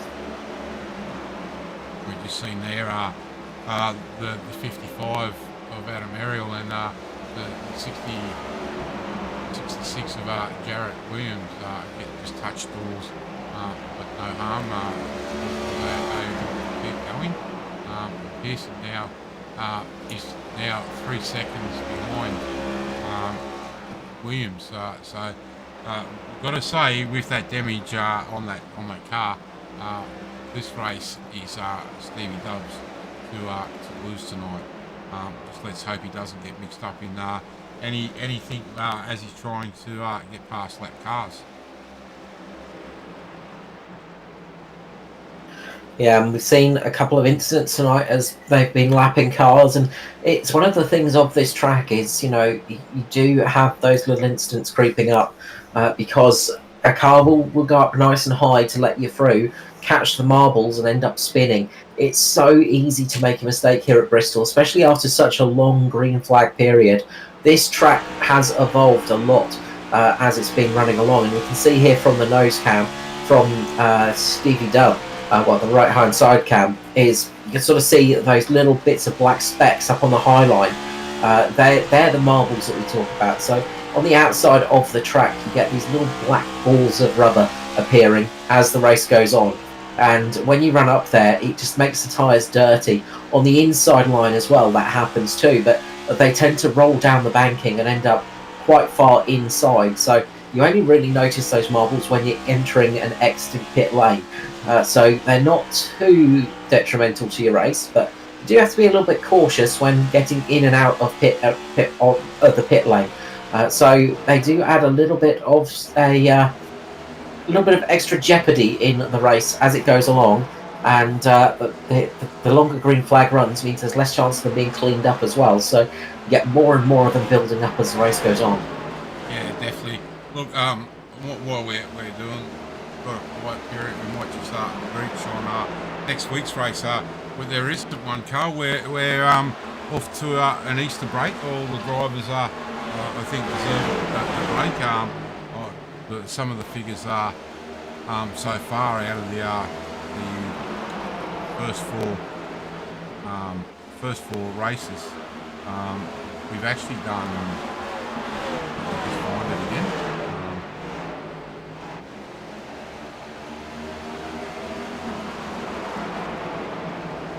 So far coming into this round, the boys have done 1,042 laps of racing. That's equivalent of 2,603 kilometres. So it's been a tough season so far, and it's still a long way to go with the racing. So the boys deserve a break after the 5 rounds, and we also deserve a little bit of a break too. We're going to have a break and do some racing of our own next week. So looking forward to that. Special league races between ourselves and Ant's car. And speaking of Ant's car, Carl, they're also on a break this week for Easter. Absolutely, the Easter break is in for us all, and we get a bit of a night off. So always welcome in my book. Just gives us a chance to recharge the batteries and recharge our energy a little bit, because it is a lot of added work that goes on in the background sometimes as we continue on throughout the seasons. It is very much a constant action throughout all of us, but we'll be back after that with the Crown Jewel event, which will be Talladega in the Legends on the 30th of March. So 31st of March for the Winston 500, which is going to be one heck of a race. We're looking forward to seeing that one. That is going to be some incredible fun, I'm sure. Yeah, we are broadcasting that one over on our Performance E-streaming, I believe, aren't we, Carl? Unfortunately, I believe we are. Damn, and I was hoping that I could have a race. I know. I'm trying to talk my way out of it. I'm trying to say no. We don't need to broadcast it. Nobody wants to watch that kind of stuff. Nobody likes the old cars. You should just let us drive. Unfortunately, nobody listens to me. Yeah, and we're actually having a 2-week break here on Checkered Flag e-streaming. We won't be back the following week, where the boys head to Coda, but we will be doing a highlights package, and that will be put up hopefully the Monday after the race. So our next live broadcast here on Checkered Flag e-streaming will be from Richmond Motor Speedway. For 400 laps there, another nice little toy ring that should see some great action from these some of these best drivers in Australia, New Zealand, and America. Absolutely, and well, we know why we're not broadcasting it, Mark, because you're going to be racing at COTA, aren't you? I'm sure. Yeah, maybe. I might dust the old Mahindra trailer Ford Mustang off and take it out for a spin. That's if it'll start.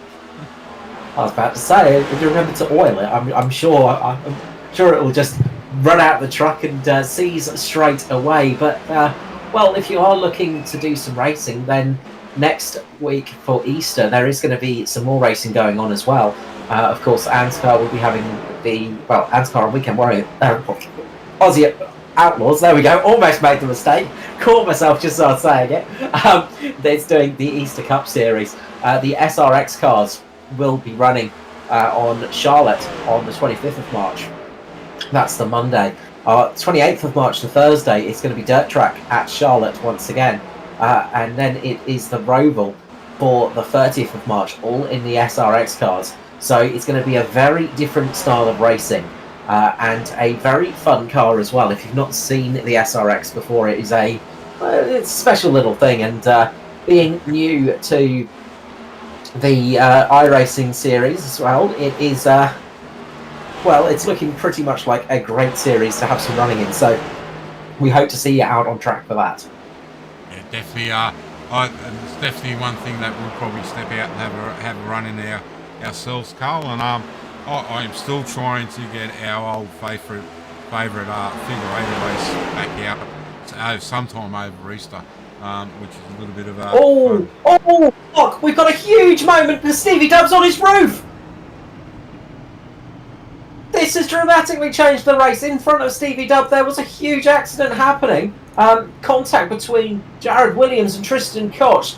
They've made contact. Down goes Williams, catches Stevie Dub, sends him onto his roof, rolls him over, and that is disastrous for Stevie Williams. He managed to get back on the floor, but that is got to be the end of his chances tonight. Let's see the replay here. So up in front of him is where the accident happened. Stevie Dub's going to put the brakes on to try and slow it down to avoid this incident, but he just doesn't get down in time. Heavy contact. And you see it just flips that car over, and, well, I'd say that is race done for Stevie Williams. That is going to be a long, old repair job for that DPR entry, and that is disastrous for Stephen Williams. In the 98, had a commanding lead coming into the next round of pit stops, but it all changed when there was that accident in front of him, and that is race over for our race leader.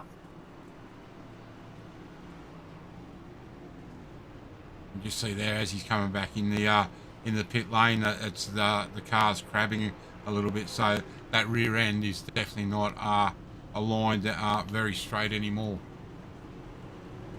No, the rear and the front end both taking huge damage. Every single panel on that car is scratched up and scraped, other than the rear panel itself. But it is very much a disaster for Stephen Williams.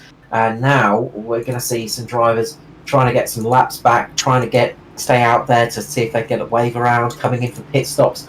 But this is basically handed Neil Pearson an opportunity for this race win.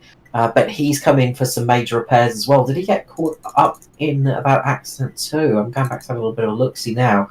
But I think he's coming in just to get some of those repairs done. yeah, I think he got through unscathed, but he is needing to get a lot of repairs done on that car from that earlier incident as well. So Neil Pearson into the lane to get those repairs done. This is blowing the race wide open, Mark. That definitely has. We're just going back to have another look at this incident between Jarrett Williams and Tristan Koch. As we can see them coming around turns 3 and 4. Down the main straight, touch into the wall. Oh, looks like Jarrett Williams has just lost it on the exit, and it's jinked right on him all of a sudden. So he's just lost the rear of the car, and he's spun up into that position, and that is what caused that wreck to happen.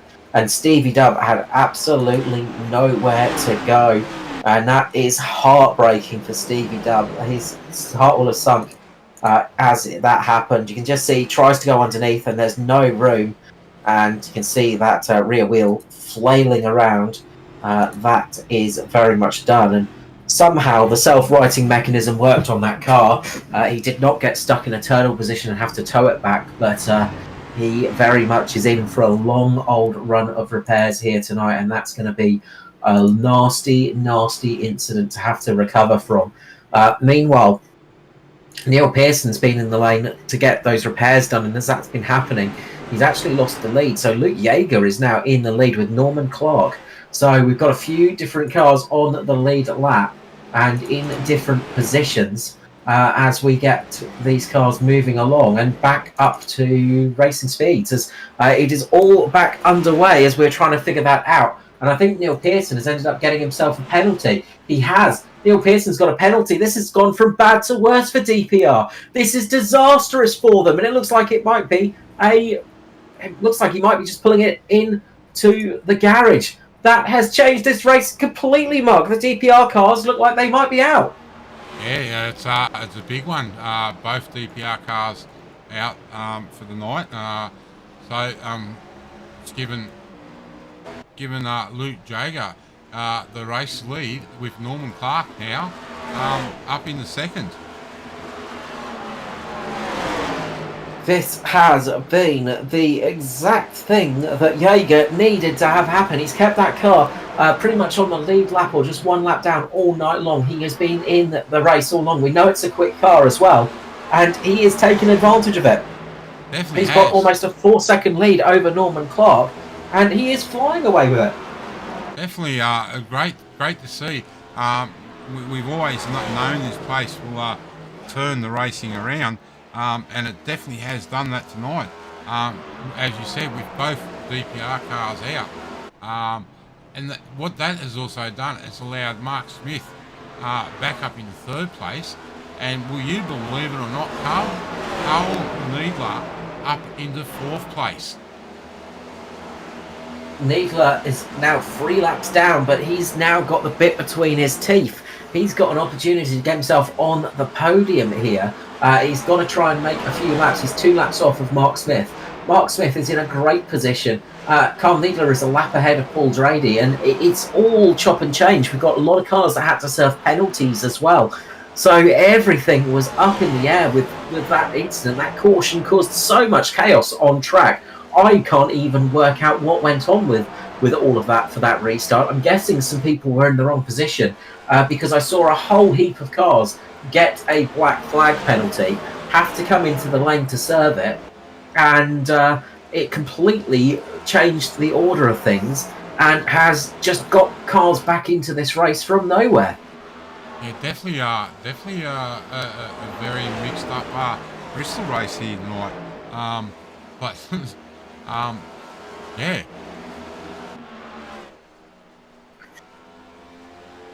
Well, up at front, it is Luke Yeager in the lead. The Kiwi Sim Sports entry from our cousins from across the little bit of pond there down in New Zealand is running well in the 44. And he has just got to keep it clean now. He's just got to keep doing what he was doing before, and he is doing that well at the moment. So he is in the prime position. If we go caution free now, we'll probably see everybody coming into the lane in probably about 50 laps time, I'd say, or maybe a little bit longer, 50, 70 laps time, do their final pit stops, and he could well be on the way to take that checkered flag and take victory in this race. Another driver that has absolutely blistered his way up the field from that incident is Brett Campbell. He is going to find himself up into 7th position once he gets his laps back on Neil Pearson. So the 015 Quantum car is going to be finding himself up in P7, just behind Scott Lefebvre. So there is plenty of action going on here. And, well, that chaos has completely changed this race, Mark. Yeah, I'm still a little bit dumbfounded at it. Very unfortunately there for Stevie Williams. And it was definitely his race tonight. He showed a clean set of heels.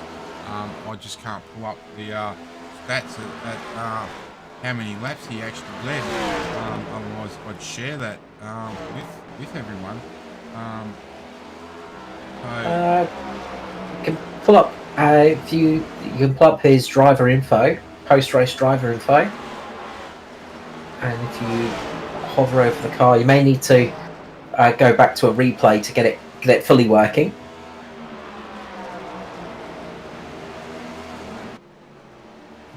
So Stevie Williams, 261 laps he led. Oh, that is such heartbreak for Stevie Dub.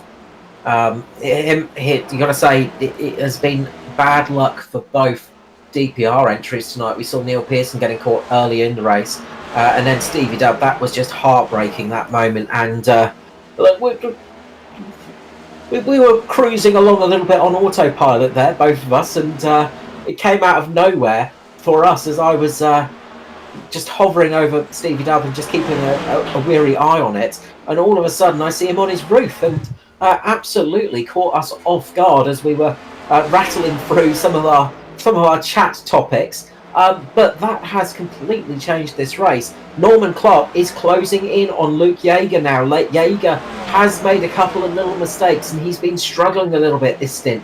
He's been giving the wall a little tap here and there. And Norman Clark, the crafty veteran that he is, can smell blood in the water.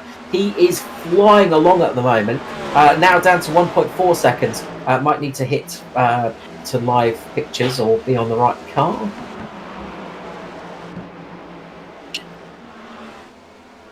There we go. He is absolutely sailing by as he just passes one of his teammates there as they're getting lapped. Norman Clark down to almost a second now to Yeager. And, well, the crafty South African is flying forwards at the moment. The man that lives down in New Zealand as well. So this is a battle of Kiwis at the moment, Mark. We've got Yeager and Clark fighting it out for the lead of this race. Who will get the win? Will it be age or beauty?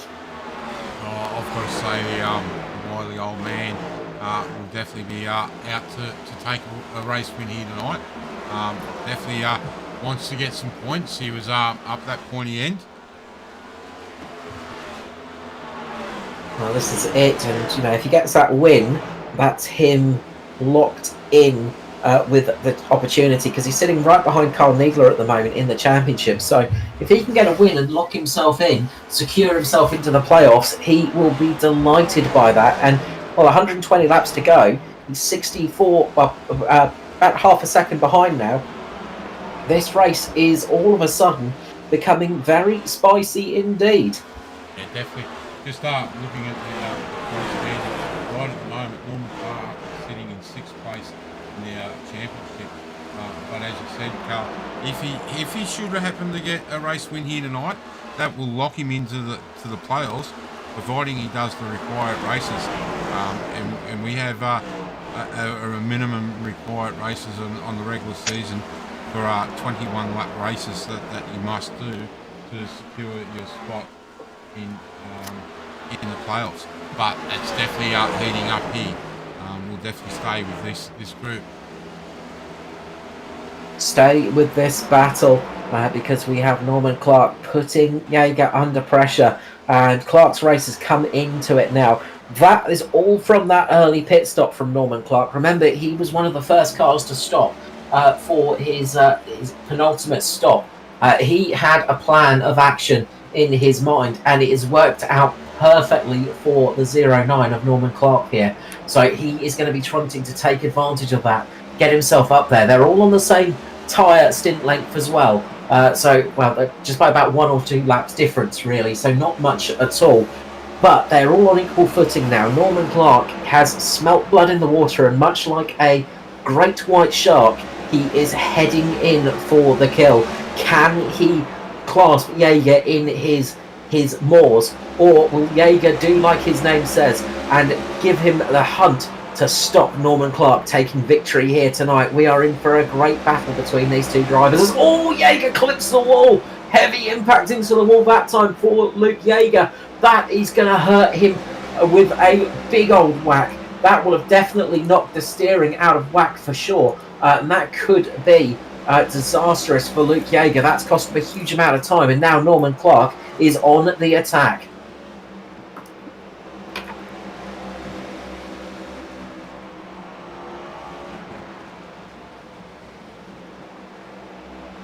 As Carl Needler's just going down a lap here. And again, that strategy really did not pay off for Carl Needler, unfortunately. Hurt him dearly in this race. And a big shame for it too. Hopefully we can see him having some better luck next time and getting a better run in the race. But just helping out his VSK teammate, I think, but just keeping the car in a slightly difficult position for Norman Clark to get past it. It allowed Luke Jaeger just to get a little bit of breathing room here, just to recompose himself for this run to the flag. As he just gives the wall another rub. Don't want to be doing that too many times, Luke. Just keep focused. Don't let the pressure get to you. Don't drive in your mirrors. Keep your eyes forward. Keep your focus on the track. Keep doing what you've been doing, because you have been running a great race so far. You just can't afford to be caught up looking in your mirrors. You've got to keep racing forwards. Keep your eyes forwards. Keep the momentum going. Keep the speed that we know you've got in that car going as well. That team has got a very good car underneath them. One of the fastest cars out there next to the DPR entries tonight. And he's just got to keep that momentum going in the right direction so Norman Clark does not get a sniff of the attack. Gap's now back out to just a second, but so Norman's probably used the best of those tyres, and we can see Luke, you're starting to use that little bit of a diamond thing that I was mentioning before, where he drifts up high, runs that high line, down into 1 and 2, up high, and then he turns back and comes back down the track and just straightens that corner out the best he can. Yeah, the rear of that car is looking a lot more stable than the Valve Esports entry. Norman Clark having a little bit of a tail wiggle every time I'm watching him exiting the corner. However, knowing Norman and racing Norman as many times as I had, I know that's not going to slow him down too much. He has got a vast amount of experience in rally cars, and that means he can drive a car that has a little bit of oversteer, that has a little bit of tail wiggle so quickly. It is so frustrating when you're racing Norman, because you think, okay, I've got him, his rear tyres have dropped off, and all of a sudden he is absolutely flying ahead of you. He is able just to keep those cars under control and keep it moving in the right direction, and he is doing that still. The gap only half a second still, and Jaeger just has to keep himself in the moment. Don't let the pressure come to him, because if he does, Clark will take advantage of that. Yeah, definitely. Norman is one person that you definitely don't want behind you, and especially now we're in that inside that last 100 laps. We can see there they're on board with Luke. Some great info there. Staying up around the 170s, it drops down to the slowest point on the track.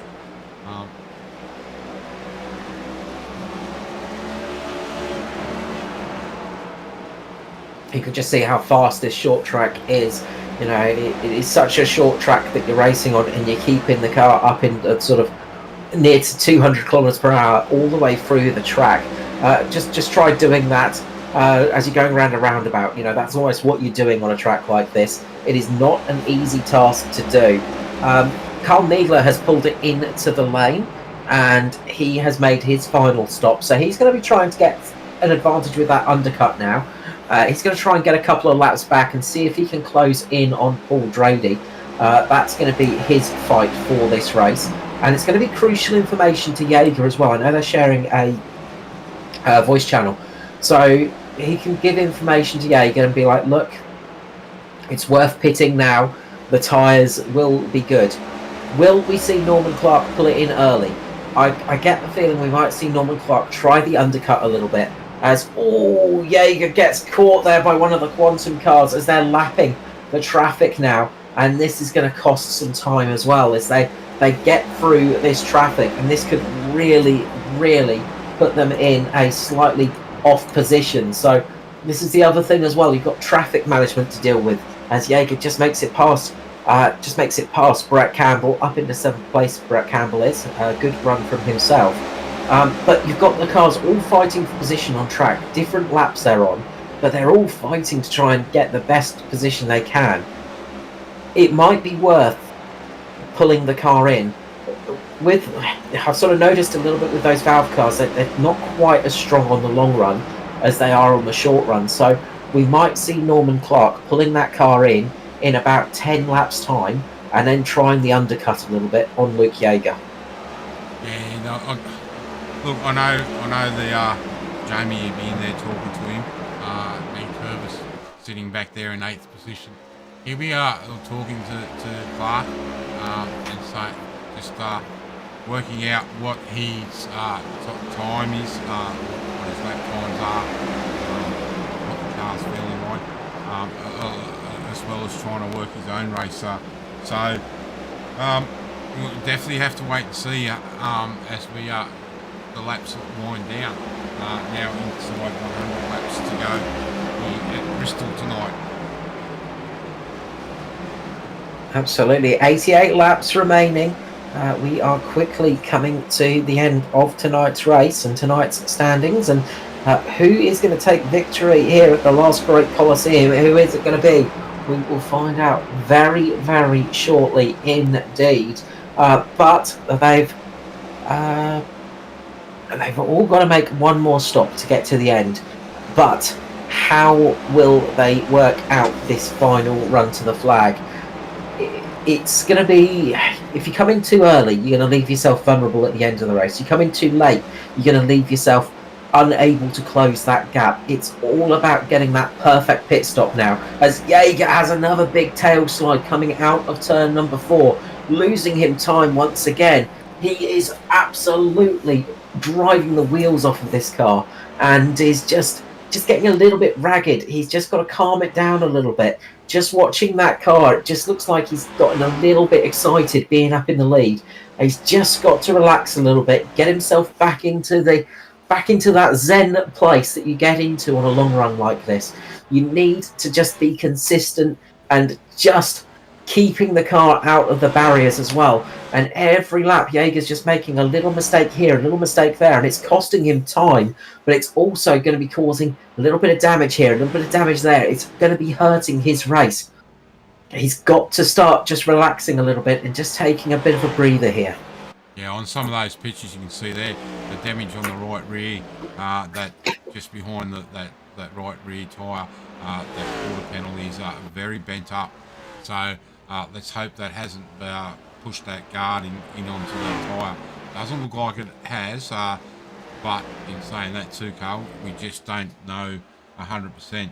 But we can see now that Carl is really starting to use that high line and just nice and easy around. And you see Clark still being able to run that mid-track line right around the track as he drops up to the high line. Back down into the low line here in 1 and 2. Oh, sorry, 3 and 4. Wrong end of the track. This is a problem for Luke Jaeger, as he's running that high line and there are so many marbles up there. It's affecting him in the mid-corner. It's just causing the car just to drift on him, just to have so much understeer. It's getting tight, as we call it in the States. And Clark is pulling it into the lane. Norman Clark is go for his pit stop. Jaeger needs to respond. He cannot let Norman Clark get back out and get some clean running.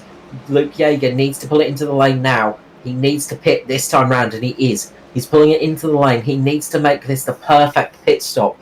These two cannot afford a mistake. We'll keep our eyes on Norman Clark. He's going to be the first into the box here. When will he absolutely nail it? We've got to see here. 09 coming in now. Got to make sure you hit your marks. He's going to be having his crew chief telling him, we've got a couple of meters to go. Into the box you go. Slow and steady does it. Gets in nicely.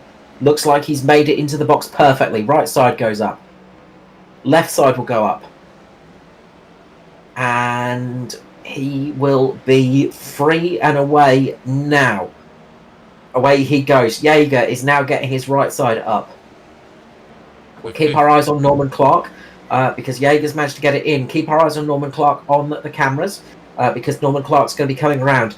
Will he be able to get himself ahead of Yeager with that slightly fresher tyre? Yeager's just coming up to the exit now. Just getting up to speed. Norman Clark's coming into picture. Norman Clark's coming round the corner. He's getting in front, and Norman Clark takes the lead from Yeager. The effective race lead has been taken by Norman Clark. That pit stop was perfect. He was about a second faster through the pit lane, and that shows up on the track as Norman Clark takes Luke Yeager for the lead. Mark Smith leading the race at the moment, but needs to pit. Norman Clark is the effective race leader as it stands. And he's come out just over almost a second and a half in front of Luke Yeager. So Normie just needs to now put his head down. He's got, what is it, 70, almost 70 laps to go. So he can make it home. He's just got to look after those tyres. Paul Drady we see into the pit lane now.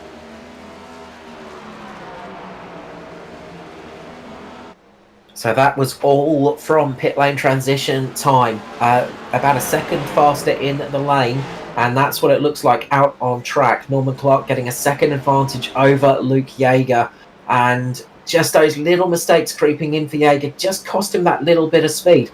But we know that car is quick. He will be trying now to catch up to Norman Clark, and this might be what Luke Yeager needed, is just that little bit of a change of scenery, just not being in the lead, not having the pressure of leading the race on him.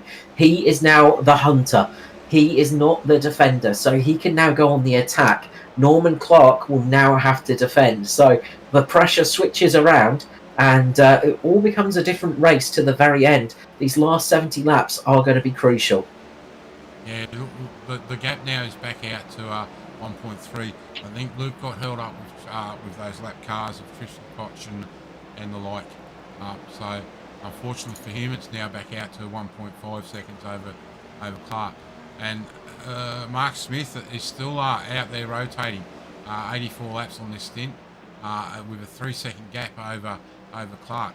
So this now puts us back with 3 cars on the lead lap, but that will only be until Smith has to come down the lane. Scott Lethborough is had an incident show up for him, but I can't see anything. Jamie Nankervis had a bit of an incident coming into the lane as well. Look at that. So Jamie Nankervis just mistimed his entry into the lane and gave the water barrels a big old kiss. So he will appreciate us looking at this, I'm sure. He'll be very glad that we spotted it. And wait, there's a caution flag. Caution flag is out, Mark. As Paul Drady has gone around and brought out the caution flag. He's had a moment coming off the corner. Back end has stepped out for Drady on cold tyres, and he has brought the caution flag out. This is prime for Mark Smith. Yeah, definitely. Mark needs to stay out. Just trying to find this incident. It's come up with Philip Butler incident, but nothing for Paul. Oh, that's the Phil Butler one. I don't know. I think it was the Paul Drady one that brought the caution out. Because Butler managed to get it into the lane before the caution flag, I think, flew. So here we see with Drady, he's just got a little bit low through the corner and it's unsettled the car, and bang, it goes into the wall. and that is that, I gotta say, and that's going to be an interesting one. But we'll jump back to live pictures, Mark, because we've got Smith, Clark, and Jaeger into the lane. They had to come into the lane and use up another set of tyres, because otherwise Mark Smith would have had this win under his belt, you got to say. So, do we see Jaeger and Clark just change right side only? They probably don't need to change all 4 tyres. They can get away with just changing left or right side only. The tyres that have taken a little bit of wear. Yeah. They don't need to take as much fuel either. They don't need to take fuel, whereas Mark Smith needs to take all 4, as well as a tank of gas. So Norman Clark's right side goes up. Luke Jaeger's right side goes up. And his left side goes up too. Left side up for Norman Clark as well. And they are going to pull away. And it's going to be Norman Clark and Luke Jaeger coming out first, ahead of Mark Smith, who's going to be stationary for a little bit longer, just as he gets the full tank of fuel and gets that car going. But crucially, he's back on the lead lap.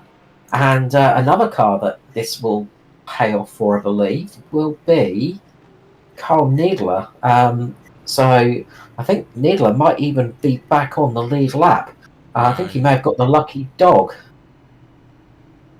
He's still showing a lap down for me. Oh, yeah. No, he would have got the lucky dog, but he was 2 laps down. Yeah. That's what it was. So yeah. If we do get another caution, which isn't out off the cards here, we'll see Needler back up on the lead lap, and that will definitely stay well for his championship lead.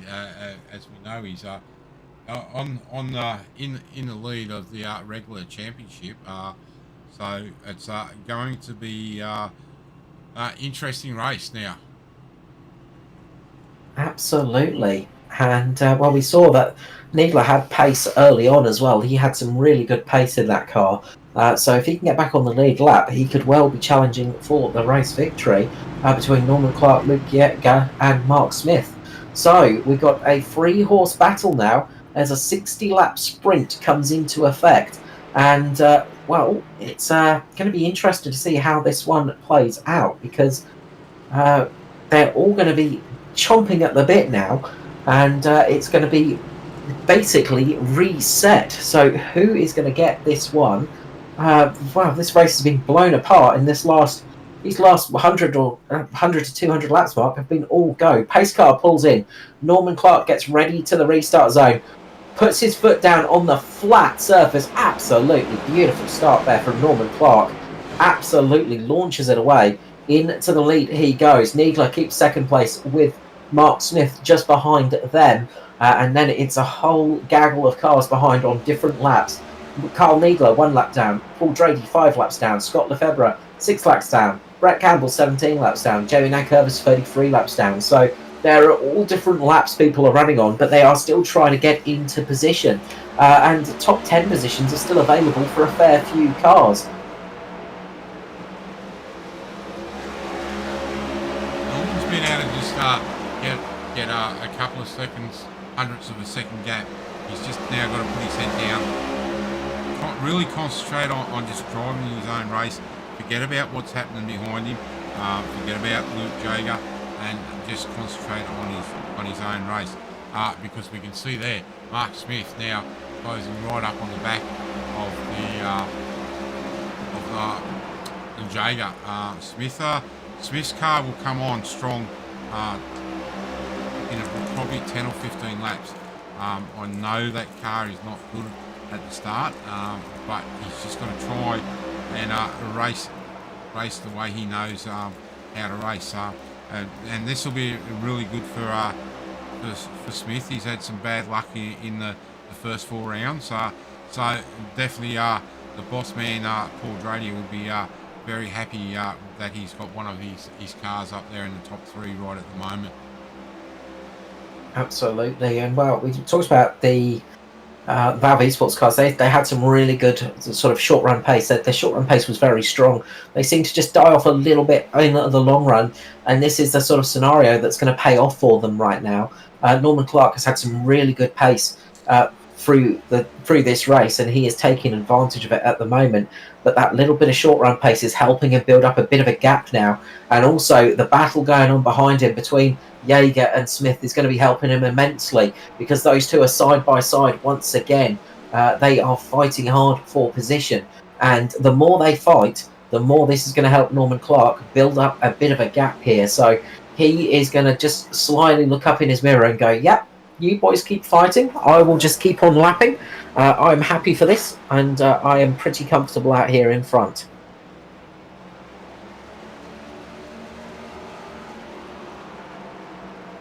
Fastest car on track at the moment is Carl Needler, and he just set the fastest lap of the race of 14.721. So he is flying as well. Needler knows he could actually get himself back on the lead lap here if he can catch up to these leaders. So he has got that sort of incentive to use as well.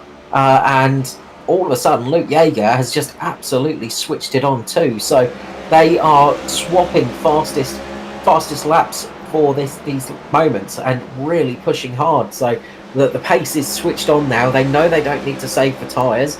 They can just go at the car's full pace. They can unleash the full potential, turn those wicks up all the way, and just let it burn, go full throttle to the end.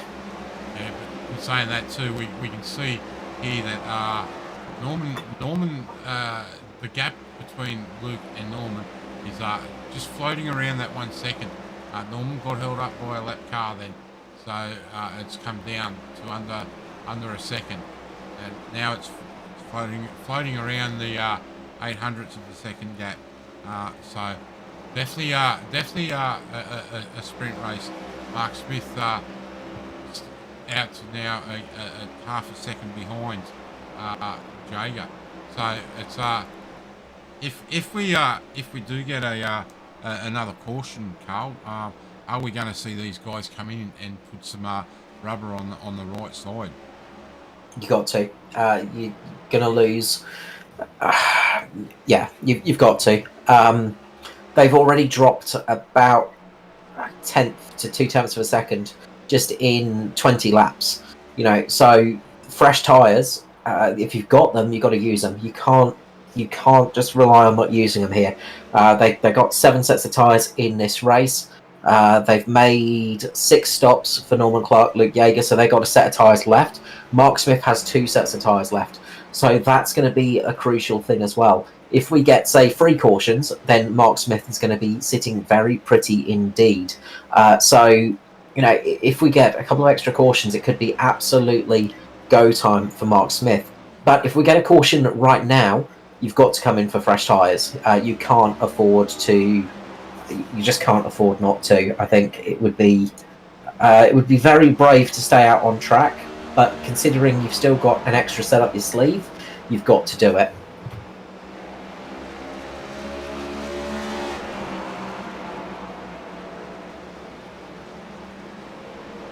We look like we've lost Chris Wilcox out of the race.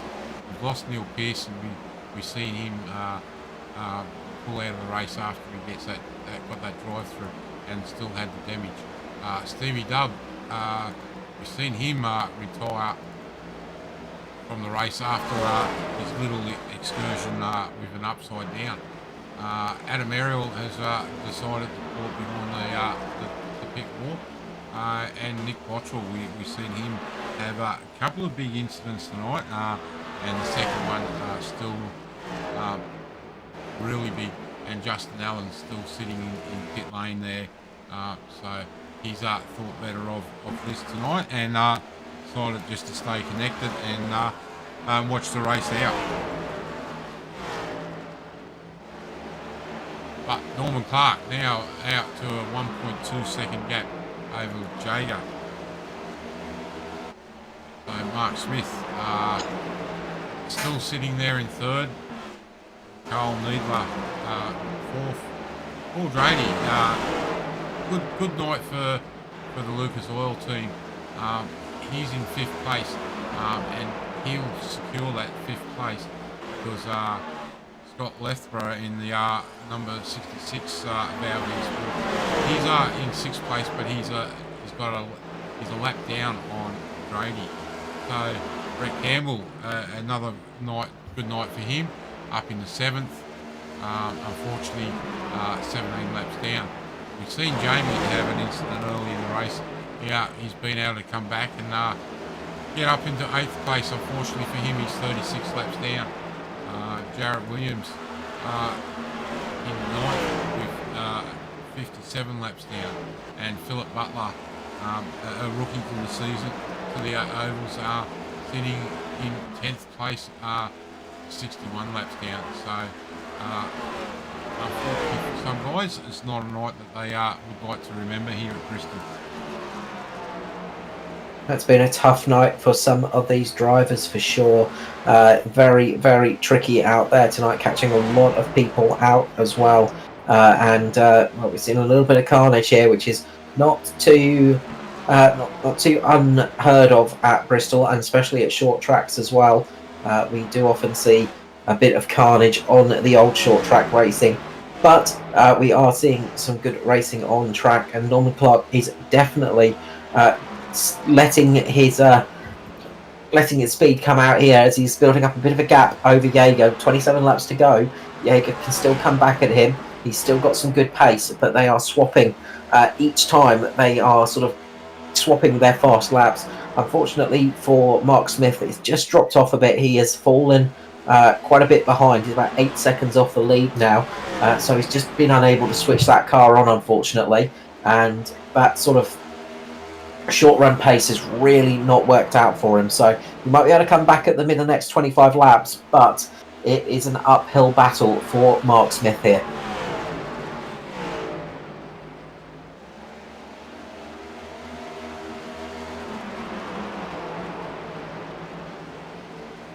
As we see Norman Clark just closing in on the back of Carl Needler, and this will be put him down 2 laps. As big snap coming out the corner, that cost them both a bit of time and just slowed them down a little bit. That's cost momentum. Needler struggling out there at the moment. That car is not looking as planted as it was, and he is struggling at the moment for lap time. Jamie Nankervis just set a 14.677, showing that the Valve cars have definitely got pace in them. They are really some of the fastest cars out there tonight, and it is starting to work in their favour now. So they sort of managed to get these cars working in the right condition with just 21 laps to go. There is not far until we see the checkered flag.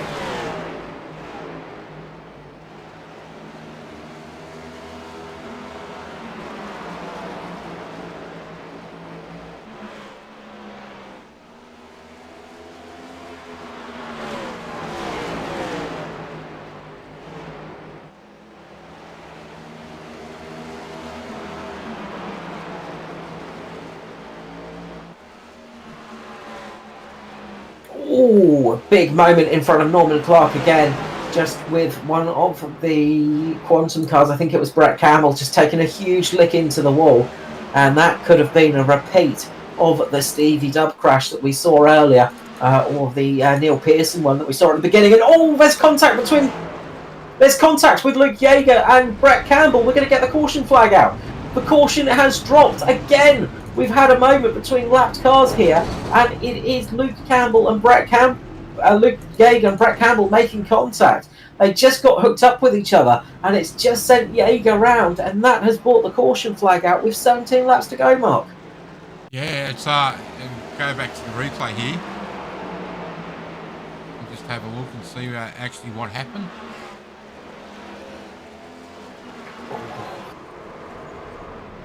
Just made contact with each other and linked up door to door, and have just been unable to unhook themselves.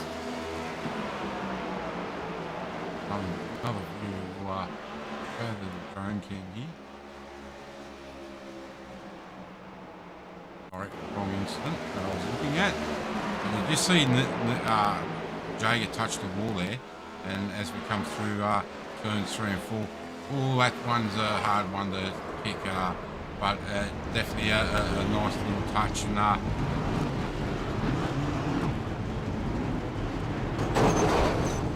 and Paul Drady joins in at the very end.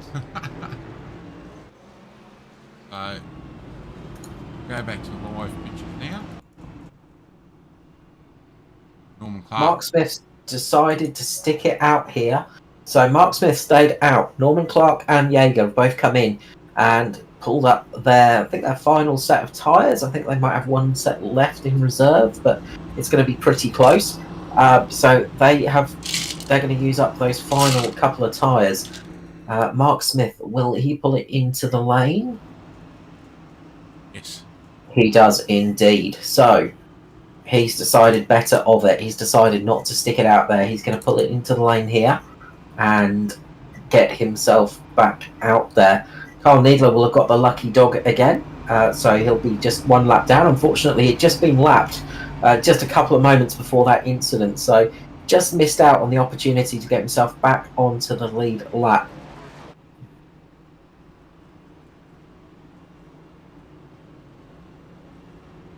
So we go down to almost a 10-lap shootout mark. We didn't need the other 490 laps, did we?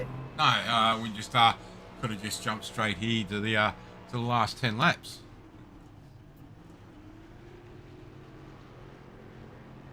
But now this will put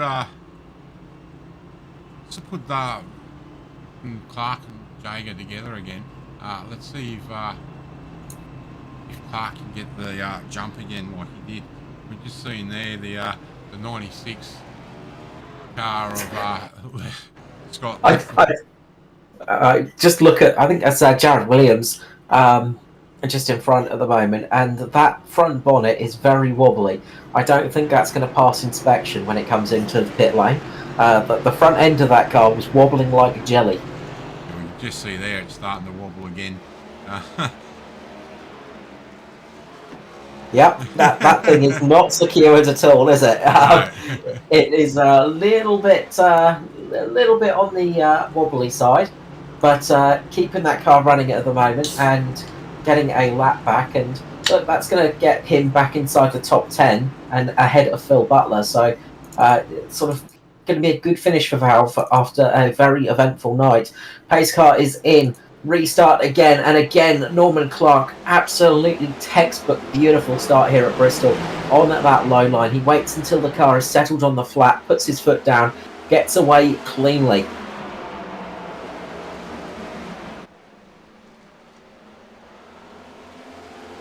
But Jaeger does not need to worry about saving now. It is just full throttle, and we know that car is quick. He is catching up to Norman Clark now in this 10-lap shootout.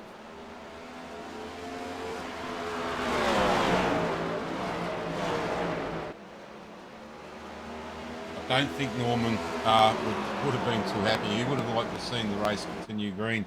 He had a 1.5 second gap over Jaeger, but unfortunately these things do happen, and we still see now just 0.3 hundredths of a second gap between Clark and Jaeger. Smith in the background there, you can see him now starting to close in. The gap's out to 1.5 between himself and Jaeger, but the battle is definitely up here at the pointy end, the top step on the podium. I think Mark Smith just took a big lick into the wall just a couple of moments ago, but Jaeger is on the move. Fastest lap of the race, 14.663. He is absolutely going for it. He is putting his foot through the firewall at the moment to try and get every last millimetre of throttle travel, every last drop of horsepower out of that car. He is going to see what he can do here. Mark Smith took a big lick into the wall. He's dropped off by about 5 seconds, but he should still come home in third position here. It is this fight between Clark and Jaeger. Norman Clark now back on pace. He's just done a 14.7 to Jaeger's 14.8. Norman Clark just slowly easing the tyres in. Has just got a little bit more pace now as this run continues. Can Jaeger start to fight back? He's only got 3 laps to do it. It is quickly coming towards that checkered flag.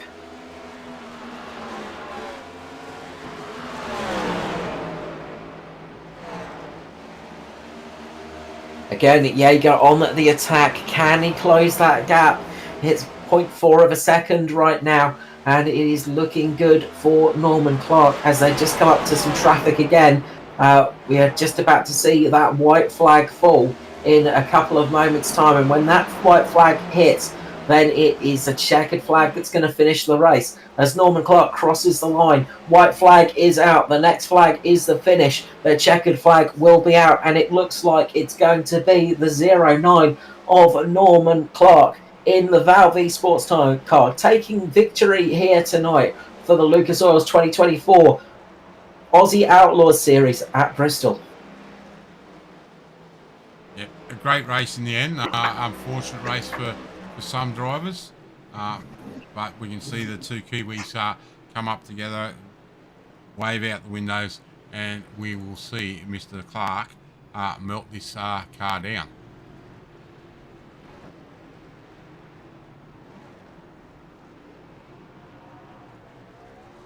He had to wait there almost as people were just coming by to complete their race and their final laps because there was such a field spread there as people were getting through. But Norman Clark celebrates victory here tonight in style. And he told me he's been practicing his donuts and his burnouts because he's not too good at those. He's used to driving a car, not drifting it. But he managed to get some donuts in here tonight in celebration here at Bristol, parks the car up perfectly, and Norman Clark is tonight's winner. Yeah, great race in the end, and just get this all sorted out here, and we will bring up that one. The results. So, Norman Clark home first for the Valve Esports in the 09. Luke Jager home second. Mark Smith and third. Carl Needler. Great to see him back up there, Carl, in fourth place. Yeah, absolutely. A recovery after that early sort of that miscalculation by not coming into the lane.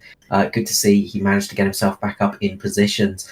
Paul Drady comes home in fifth position with Scott Lefebvre in sixth spot. Then it's Brett Campbell having a solid race up 9 positions in seventh. Jamie Nankervis had a tough night in eighth position. Jared Williams comes home ninth.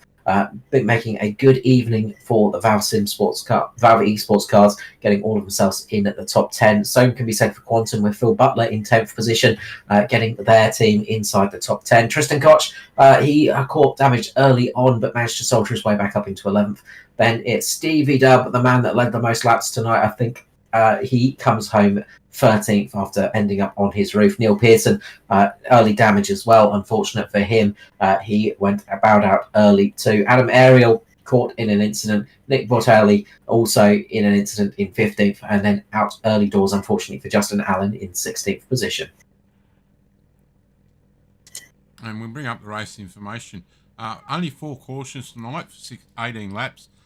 Lead changes, 12 lead changes here tonight, and 6 individual leaders. So that's some great information for 500 laps here at Bristol, Carl. Yeah, absolutely, Mark. Some good racing out there tonight, and it's always a tricky track, a place that catches a lot of people out, unfortunately. But we saw some great racing out there between the field and some good racing to the very end of the event as well.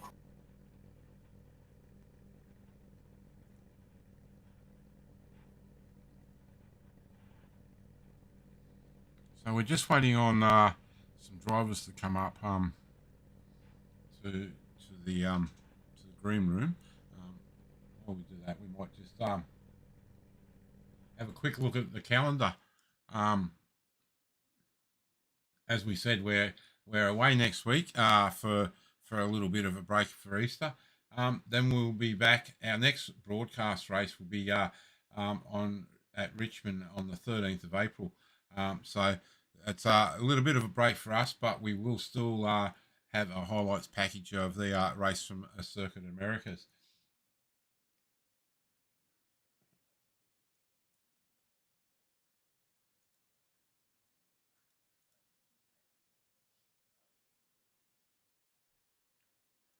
e-streaming.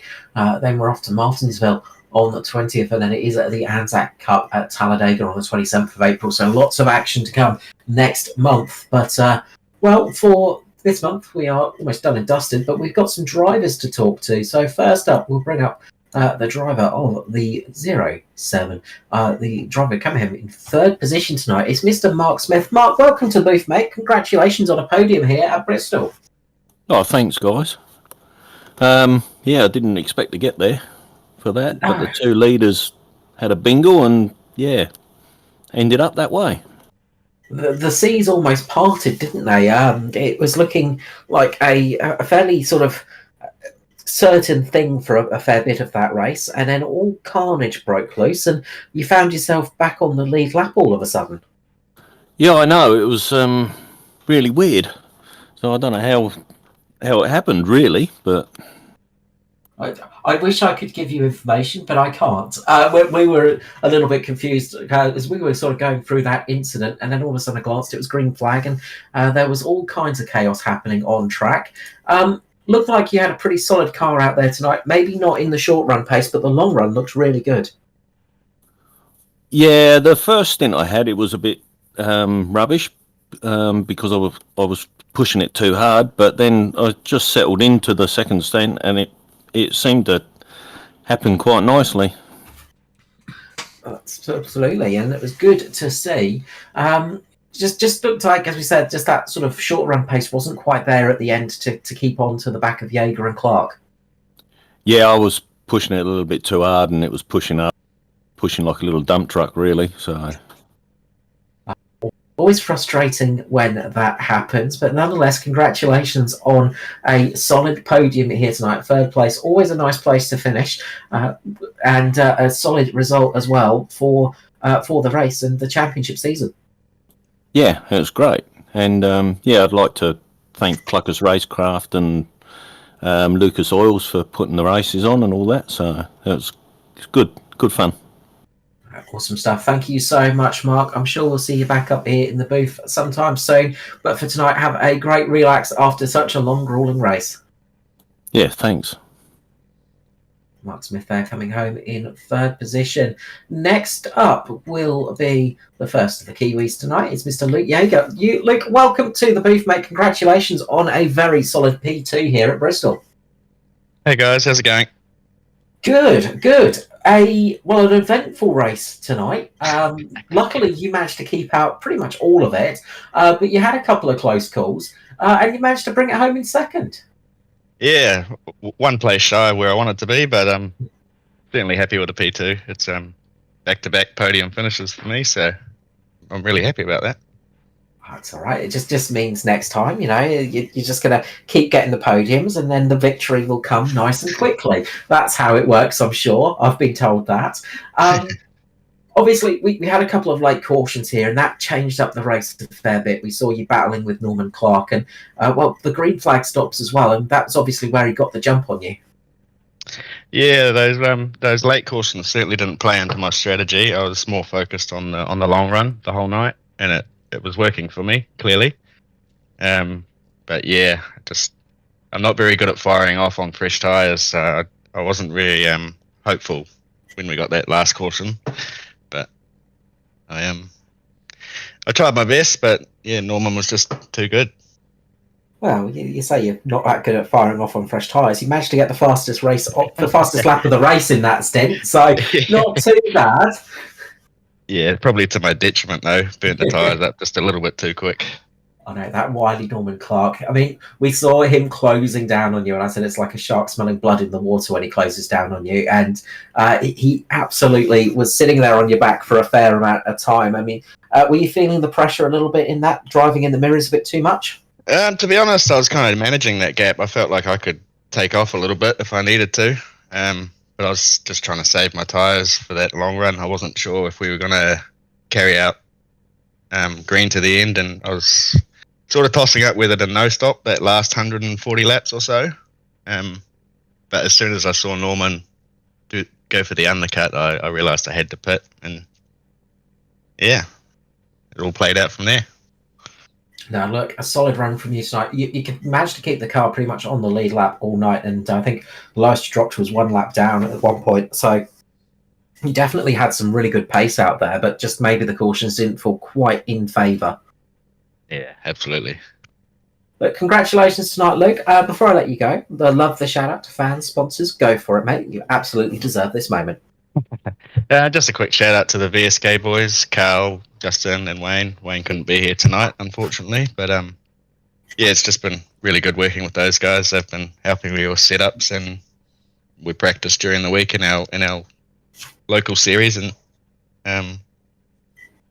other than that, I don't really have anyone to shout out. I'm a privateer, don't have any sponsors, so I guess shout out to you guys for putting this thing on. Oh, look, you're more than welcome. Congratulations tonight, Luke. Keep up this, and people will be getting fans on there. You'll have plenty to shout out to in the future, mate. Congratulations on another podium tonight, and hopefully we're going to see you back in the booth very, very soon, mate. Thanks, mate. Luke Yeager there, coming home in P2, having a streak of podiums. And finally tonight, it is the race winner, the man that's been practicing his burnouts, obviously, getting the donuts on track. It's Mr. Norman Clark. Norman, welcome to the booth, mate. Congratulations on, well, another win in the 2023 season. Sorry, 2024 season. Hey, Carl, yeah, thanks. Thanks a lot. Yeah, I haven't practiced burnouts, but I was a bit worried that Ed might be watching, you know. So I thought I'd better just make a more serious attempt this time. You've got to give it a little flick, just to keep him happy. Yeah. A solid result tonight and a fast car all night long. We saw you had some good pace in qualifying. You kept the car up there all night in the race. And, well, strategy came into play after some cautions and got you back on the lead lap and up fighting for the victory. Yeah, that is exactly right. The car was pretty good. It was, yeah. But I mean, I had good help from our teammate Jamie, you know. So he worked a lot of the strategy out, and that paid off, obviously. And yeah, but good job by Luke and Mark in their podium. Really, really good race with him. Absolutely. We saw you closing in on Luke slowly but surely, but it was sort of a battle that was sort of nearly happening, and then you managed to jump him in that in the green flag stop, coming in a little bit early, catching him off guard a little bit. So you obviously nailed that pit stop pretty well. Yeah, I made a big effort to do the pit stop properly because I'm not really very strong with the pitting, as you guys probably know. But I made a serious attempt to do a decent stop, and it was planned that I'd just undercut him, even if it was just by the 1 lap. I think, you know, we would have had a good fight either way. But yeah, just a pity that Pearson and Stevie Dubb left the building, you know. Stevie Dubb may have had a damage or something. I don't quite know what happened to Pearson, but unfortunately, you know, that's what happened. Unfortunately, that a big crash for Stevie Dubb, unfortunately, and Neil Pearson had some major damage early on. I think he got caught in caught up in some of that incident as well, unfortunately. So it was a bit of a dramatic moment in the latter stages of the race, but it all came your way, and you managed to hold out under pressure in that final 100 or so laps as well, and keep your head down and get home to victory. I mean, that final caution coming out, was there any part of you that was thinking of sticking it out and not coming in for tyres, or were you definitely going to come in and get that fresh set of boots? No, I was definitely going to come in because I still had the set left. And I mean, if I didn't and, you know, Luke went in or Mark went in or something, you know, I would have been on the back foot. And I think I would have been in trouble then because both of them are good drivers, hard chargers. And so, yeah, I had to be ready. Awesome, because I was doing my maths. I wasn't sure if you had a set left or not, so I'm glad I did my maths kind of right. Had an idea of what was going on. Look, congratulations tonight, Norman. A well-deserved victory, and well, this victory will give you that little lock-in for the playoffs at the end of the season. Oh, okay, that's cool. Yeah, great stuff. Nice. Just play it down, Norman. I know what you like. You're just like, oh yeah, I knew that all along. Look, congratulations tonight, mate. Well done indeed. A very popular victory. Before I let you go, though, the love, the shout out to sponsors, people, go for it. You've earned it tonight. Yeah, thanks, Carl. Yeah, thanks you and Mark and and everyone that puts up the races for us, and Checkered Flag e-streaming, everything simulated, Valve Esports, and of course my teammates Jamie Nankervis, Jared Williams, Scott Lefferber, Nick Bottrell. They all play their part and keep me company, and that was good stuff. And big shout out to P2 and P3 as well. Great stuff. Thank you so much, Norman. Congratulations again, and I'm sure we'll see you back in the booth in no time, mate. Yeah, thanks a lot there, Carl. Mark, good night, guys. Norman Clark there for Valve Esports, taking out the victory here tonight. Well, we are done and dusted, Mark. We are finished for tonight's action. A long and grueling race for the drivers, but a fantastic result in the end for Valve Esports and Norman Clark. Yeah, definitely great to see Norman get the race win there tonight here at Bristol. A very, very tough race for the boys. And as I said, you know, we're a week off now for everyone, and then but they come back to another tough 68 laps around Coda Circuit of the Americas. So that will definitely be another tough one for the boys. Absolutely. Look, we look forward to seeing you. Well, we look forward to the highlights packages, but we also look forward to seeing you back for Richmond. But for tonight, from myself, Mr. Carl Wilkinson, with you, and of course, Mr. Mark Johansson, we wish you a good night, and we'll see you back here in about 2 weeks' time.